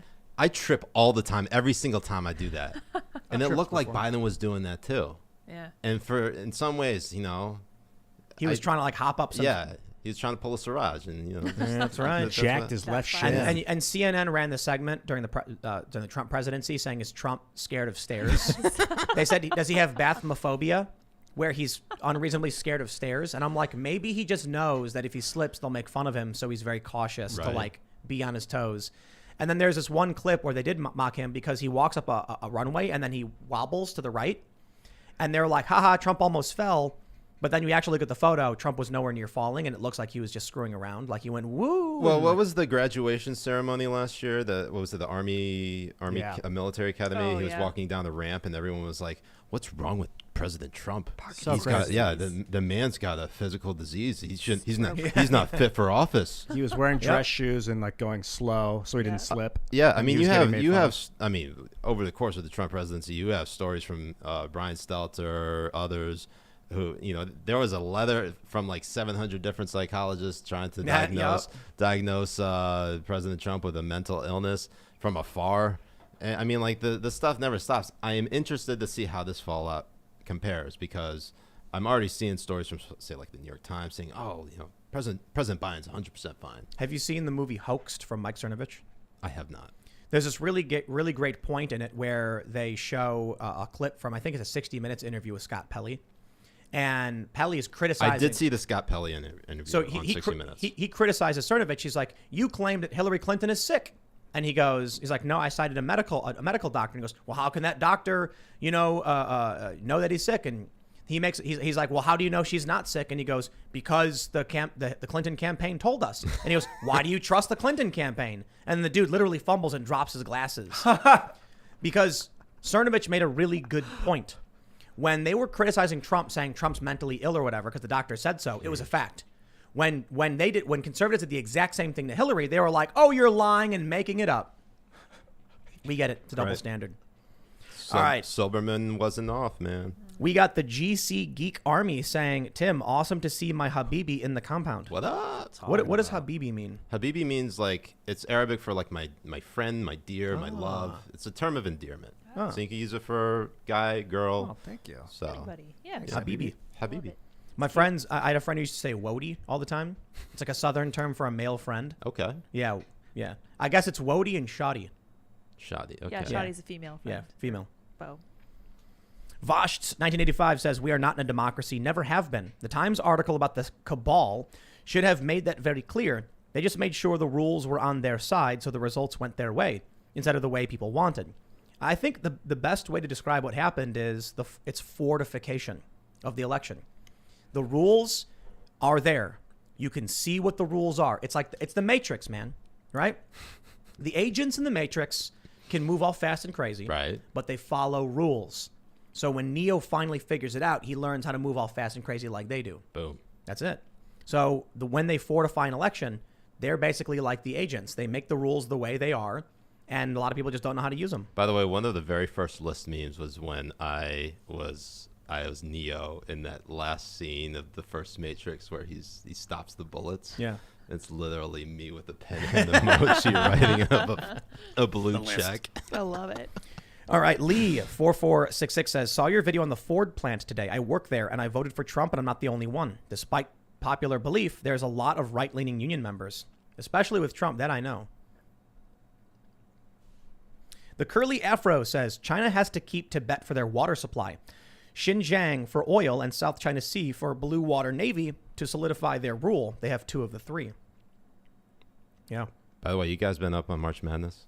Negative. No, but I did see that woman who was screaming about the weightlifting room. You see that one? I did see that. That was a messed up thing that the NCAA did. They gave the women this tiny little rack with like tiny little weights. And they said that the NCAA's excuse, they said there wasn't enough space. She takes a video. There's an entire like conference room, not conference room. I'm sorry. Like they're like in a convention center. There's plenty of space. It's just. I think Matt Walsh called it out and he said one is entertaining and one is not. Oh my god. Or something like that.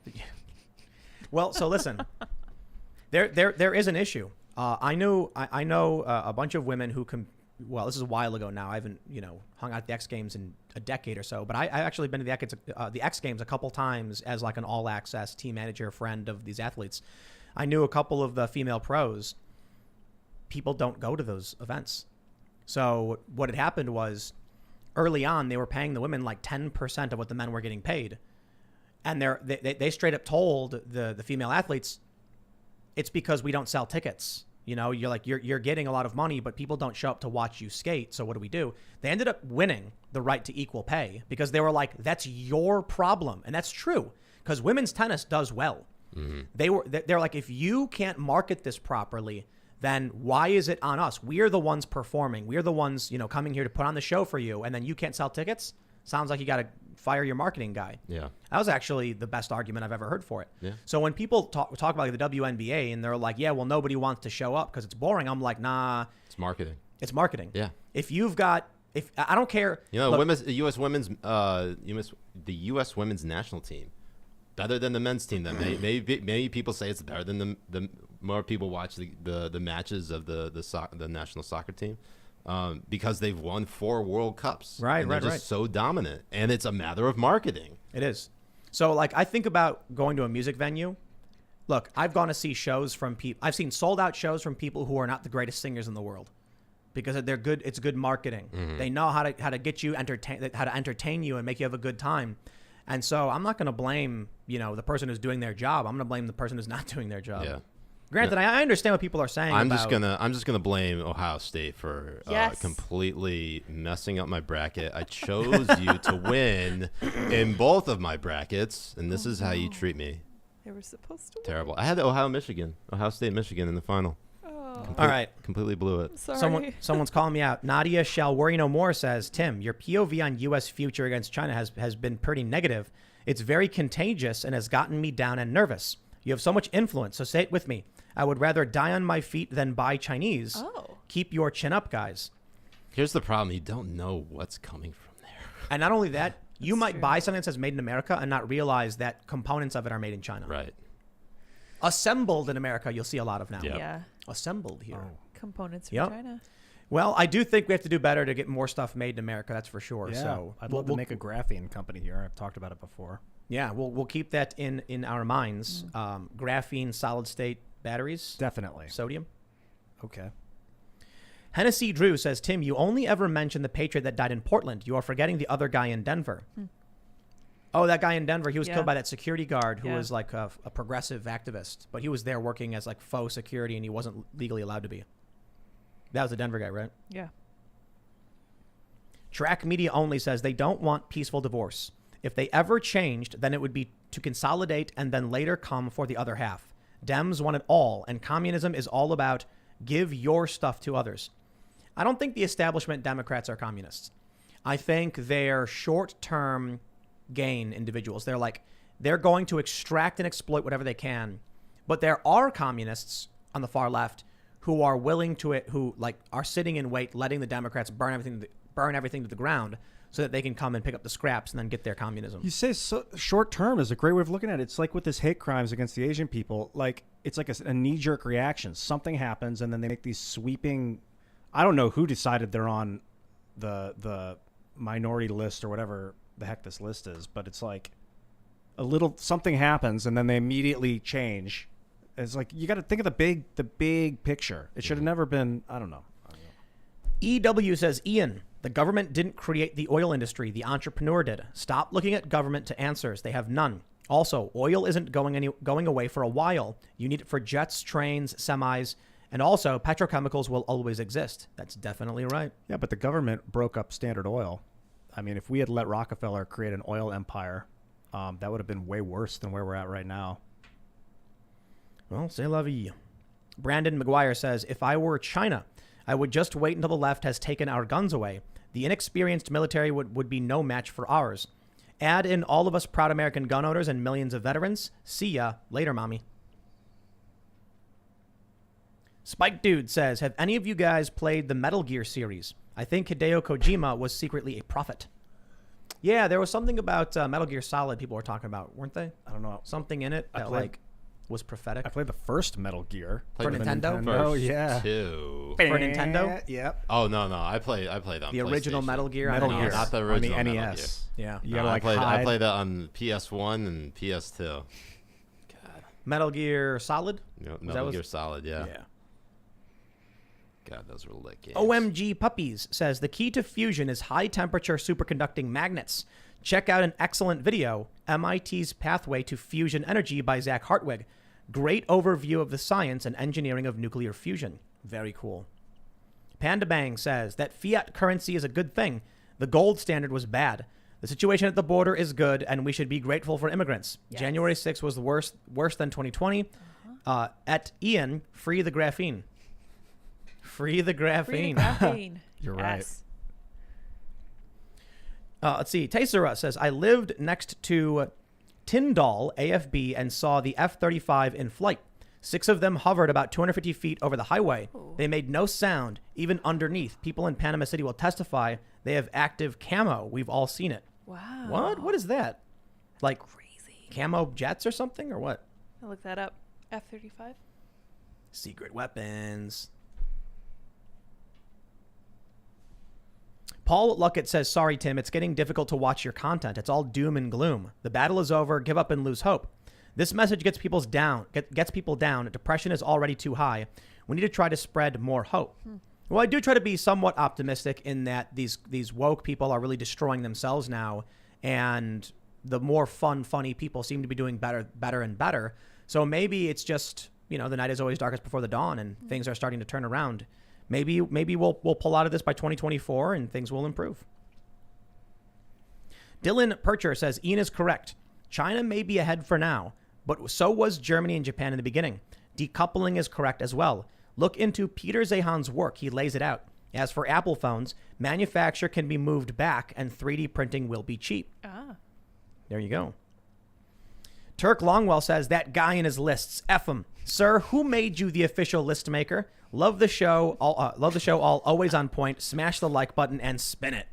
Smash that like button. Your hatred gives me life. Michael Wynn says, all I'm hearing from Greenwald is it's time to end New York Times v. Sullivan in order to smack the news media in the mouth hard enough to stagger them because they lie. Yeah, I don't know. I might agree with that. It's tough. What is it? Times v. Sullivan set the standard where news media is allowed to lie about someone if they didn't know it was a lie. So you can't measure if they knew or not. It's really difficult. And so these lawsuits often get smacked down. So here's the way it works.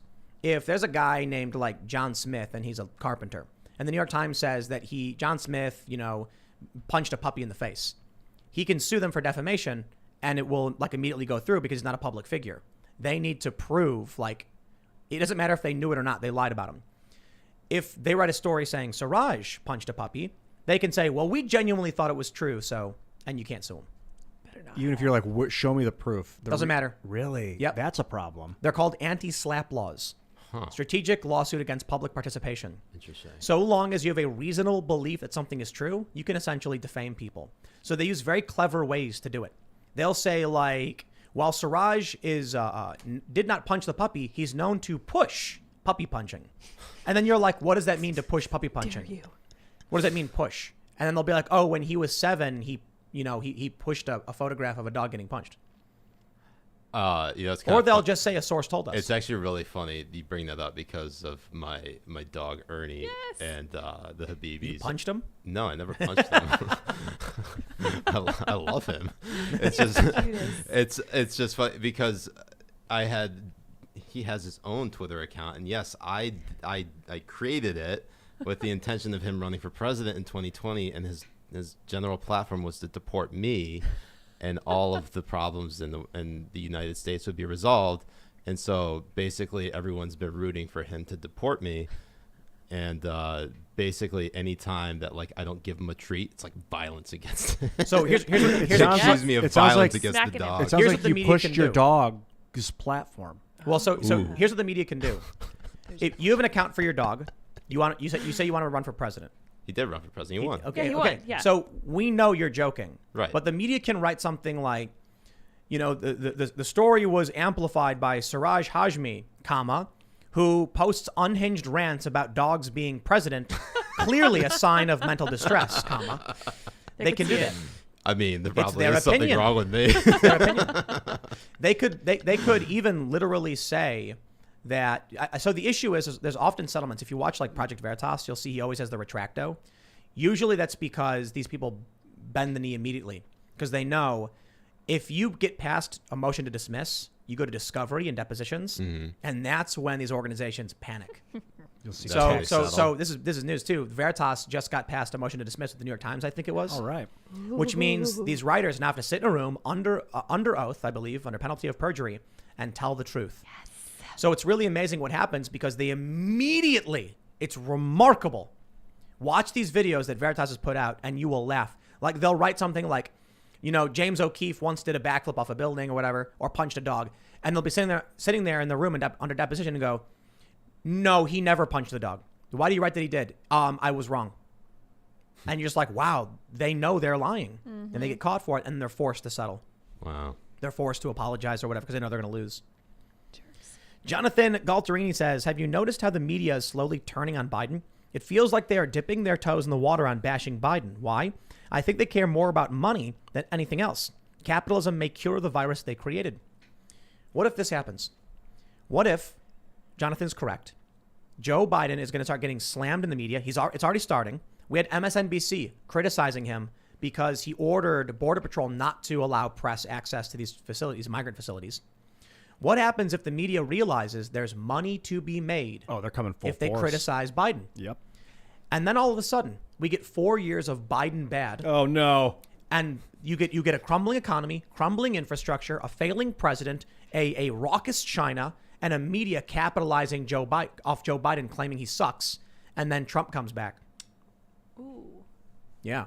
If that were to happen, all of it at the same time, with DeSantis as VP, then Trump would probably I go think out. I think Trump is running regardless.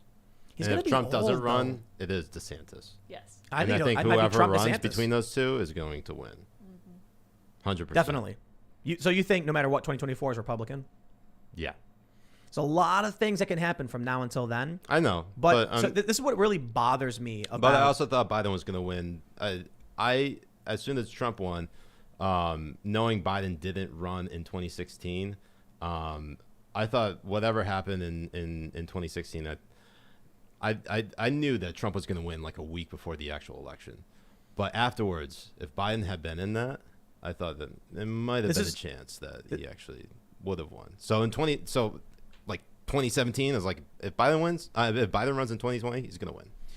The important thing to understand about shows like this and what I hate about the internet is there's context and then there's like temporal context or contemporary context. And the way I described it to you earlier is if I said something like, oh, Ian came to me and said, I am thirsty, but I don't like Gatorade.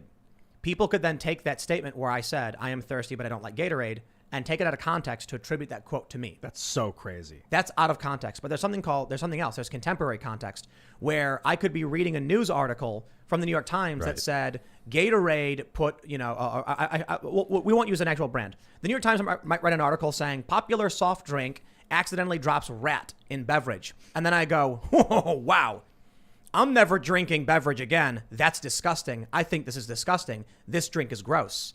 And then people will take that quote and say, Tim hates this brand, omitting the contemporary context, the time when a story came out. So there's a good example of this. I said something about I don't trust the New York Times, and I was referring to a singular story. I was talking about a couple different stories, and I was like, oh, yeah, well, the New York Post said this. The New York Times said this. I don't trust the New York Times. I was referring to one story. That gets taken by a bunch of leftists to claim that Tim Pool thinks the New York Times is fake news. Can I jump in on that? Because this is really interesting that's happened online. Vox journalist Rupar. Yeah. Who posts a bunch of videos and stuff. Yeah. He is now being accused of taking Captain Jay Baker, I believe that's his name, from Atlanta, and taking out the conceptual context by basically... Contemporary context to make it look like the captain was saying that the suspect, the Atlanta shooting suspect, was having a really bad day. What he was doing was that he was actually saying that this is what the suspect's explanation was of his own actions, saying that he had that's just general context. Yeah, no. Okay, all right. So he said he had a really bad day, and the way he was quoting the guy. He was quoting what the suspect's explanation was. These people are evil, man. Yeah. And Rupar framed it as if that was what the captain said. Fooled me. Yep, he got fired. The captain got forced out of his job. I thought the captain said that. Me too. So, I mean, man, you got to be really careful when you watch these videos, because these people are so quick. So quickly this stuff gets spread. We got an important one here. Mr. Brownstone says, Stimmy hit and Timcast sub locked in. Woo. Member-only content is worth every penny. Keep up the great work and guests. Cheers, good sir and crew. Yes. Dude, we got like a full hour with James O'Keefe at timcast.com. We need to create a better library system, so we have a new website coming soon. But if you go to the members-only content, you can just keep loading more. And we got an hour with James. We got an hour. We got full Kim episodes Iverson. with Kim so and a bunch of people talking stuff you're not going to hear anywhere else. That's good stuff. I just want to say, Mr. Brownstone, best song off Appetite for Destruction. Shout out, great name. That's my opinion. All right, we'll do a couple more here. If you haven't already, smash the like button before you take off, but we'll read some more. J.A. says, Habibi Bro here, who is also a member of Timcast.com and a Twitch sub of Siraj. Ohio State and Michigan State were both overrated. Go blue. There you go. What's up, Habibi? Mike Greff says, things we can all agree on. Never trust the media, politicians, or the Chinese government. Can we all rally behind this? Not at face value. Apparently we can't. Yeah, I mean, maybe just not at face value. Never. Who looks at Nancy Pelosi and goes, I trust that face? A bunch of people. Why? There are a lot of people who trust Nancy Pelosi, man. Why? There's like, when people ask me, like, can you name a good politician? I'm like, Rand Paul. Yeah. I don't know, I like that guy. That's like he gets a really high score for me. And there's a couple others I might shout out. Josh Hawley, Matt Gaetz. Well, Josh Hawley's on the list, but he's closer to the bottom. No offense to Josh Hawley. Ted Cruz. I think Thomas Massey, Yeah, Rand Paul, a few. and then, Josh Hawley's all right. Matt Gaetz and Ted Cruz are all right. I give praise to Ro Khanna for standing up to Pelosi in a few instances, but I disagree with him on a lot of political stuff. Tulsi Gabbard was fantastic. Yeah, she left politics. Right. Like, that says everything. Are there any politicians you want to give a shout out to you think that are genuine and trustworthy? Oh, man, that's really good question.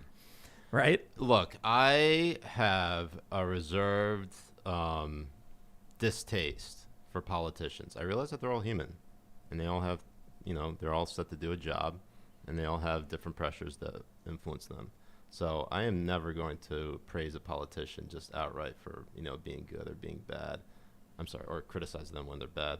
I will just call them out when I see them mess up. What do you think about Rand Paul? He's a wild card. You think so? Yeah, because he was he during the Trump era, he wasn't really himself. You think? Yeah. I don't. He got on the Trumpy lean.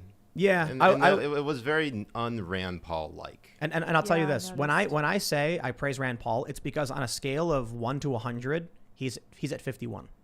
He's like over the halfway mark by like the smallest. Which is like the best rating you'd ever give a politician. Ever. Yeah. Like he's a little bit better than like okay. Whereas like all the other politicians are like, yeah, kind of bad. Yeah. You're all kind of bad and some are worse. Some are horrible. Yeah. So I like Josh Hawley, but he's yeah, you know, I begrudgingly say I like Josh Hawley because there's some things he's done that I like. But Yeah, that's the problem. Is like there's personality and then there's policy. How do Yeah. you separate that? Right. Yeah. I like And their the problem person. is, Oh yeah. no, I was just gonna say like some policies are good, but the personality is horrible. Yeah. And some personalities are good, but the policies are horrible. Like you just can't. It's very hard to Right. to sift that Liking out. their All right, we work got- is different than liking their personality. we got a very important super chat from Mujahid Kabi. Oh, that's Jay. This is a question for Siraj Habibi. Oh, boy. He is my co-host. That's my co-host said- on the BB Bros. He's super chatted $69. And he Of says, course. Nice. Yes.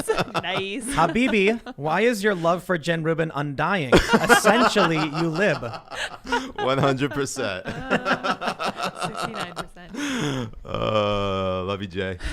All right, we got Drunk Surfer says, shout out to Louis Gohmert. Louis all right He's too. good. Yeah, he's he's cool. good.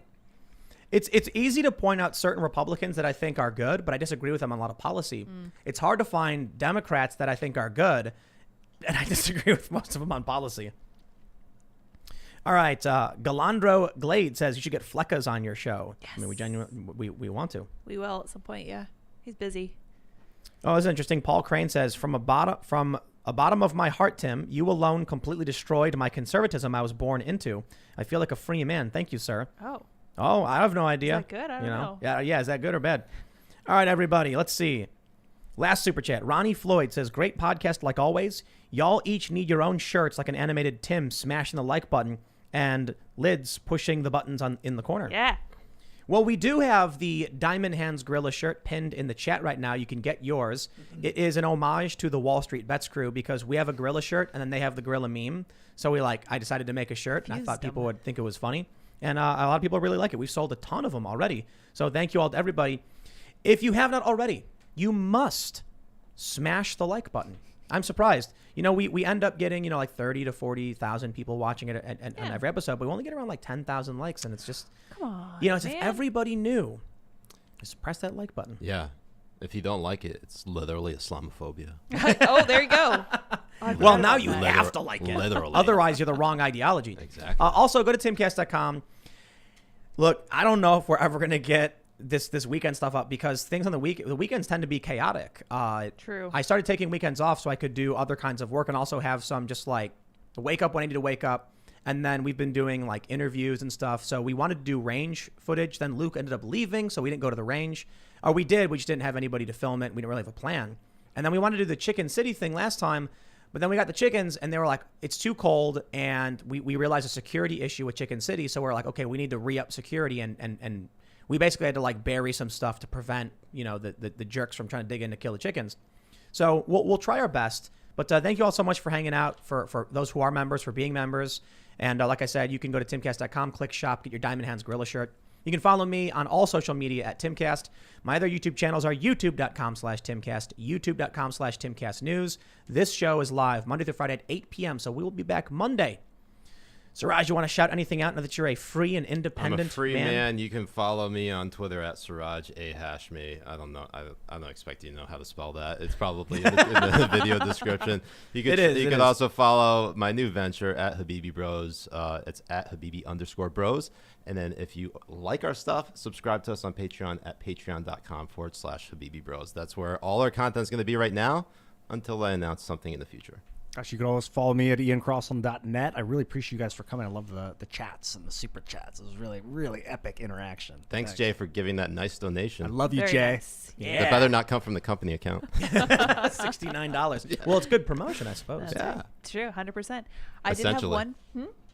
Oh, I didn't do sorry. that. No, you're good. You're good. I just had one final thought because we were talking about the censorship and this judge's dissent. And I just wanted to say that this has occurred to me that social media is censoring much better than the government ever could have dreamed of. Nicholas Sawerk, who used to work for the Libertarian Party, commented earlier today on Twitter something about how cancel culture is basically like just cultural accountability. Obviously not true. And this judge's dissent points that out perfectly, because it doesn't matter that it's not the government. It's still a huge issue. Anyway, I'm Sarah Patchlitz on Twitter and Minds. You can follow me there. We are going to have a new website up very soon. Hopefully next week, but I'm not entirely sure. Our optimistic view is by mid next week, maybe late next week. It may get delayed, but it looks way better. There's going to be an easier way to sign up. There's going to be alternate payment processing and stuff. Like we're revamping everything. Basically, I'll put it simply for you. Everybody came in and smashed the like button. As soon as they did, we just magically had the funds. No, I'm kidding. When we set up timcast.com and we got a bunch of members, that membership gave us the resources to hire a real dev team, to, like a large group, a big company, to redesign and everything. So we used that, base website as the launching point. Everything's going to get better. We are going to have a blog section where people can write articles for us, and we're going to do news stories and things like that. And then we're going to be launching a brand website that has the video game channel, the video games themselves. We have a video game in the works. It's going to be a lot of fun. We have a card game, and we're just going to be doing a lot of fun culture stuff. So that is all with your support. You guys rock. Thank you so much for hanging out. And we'll see you all at timcast.com, or we'll see you Monday at 8 p.m. live on this channel.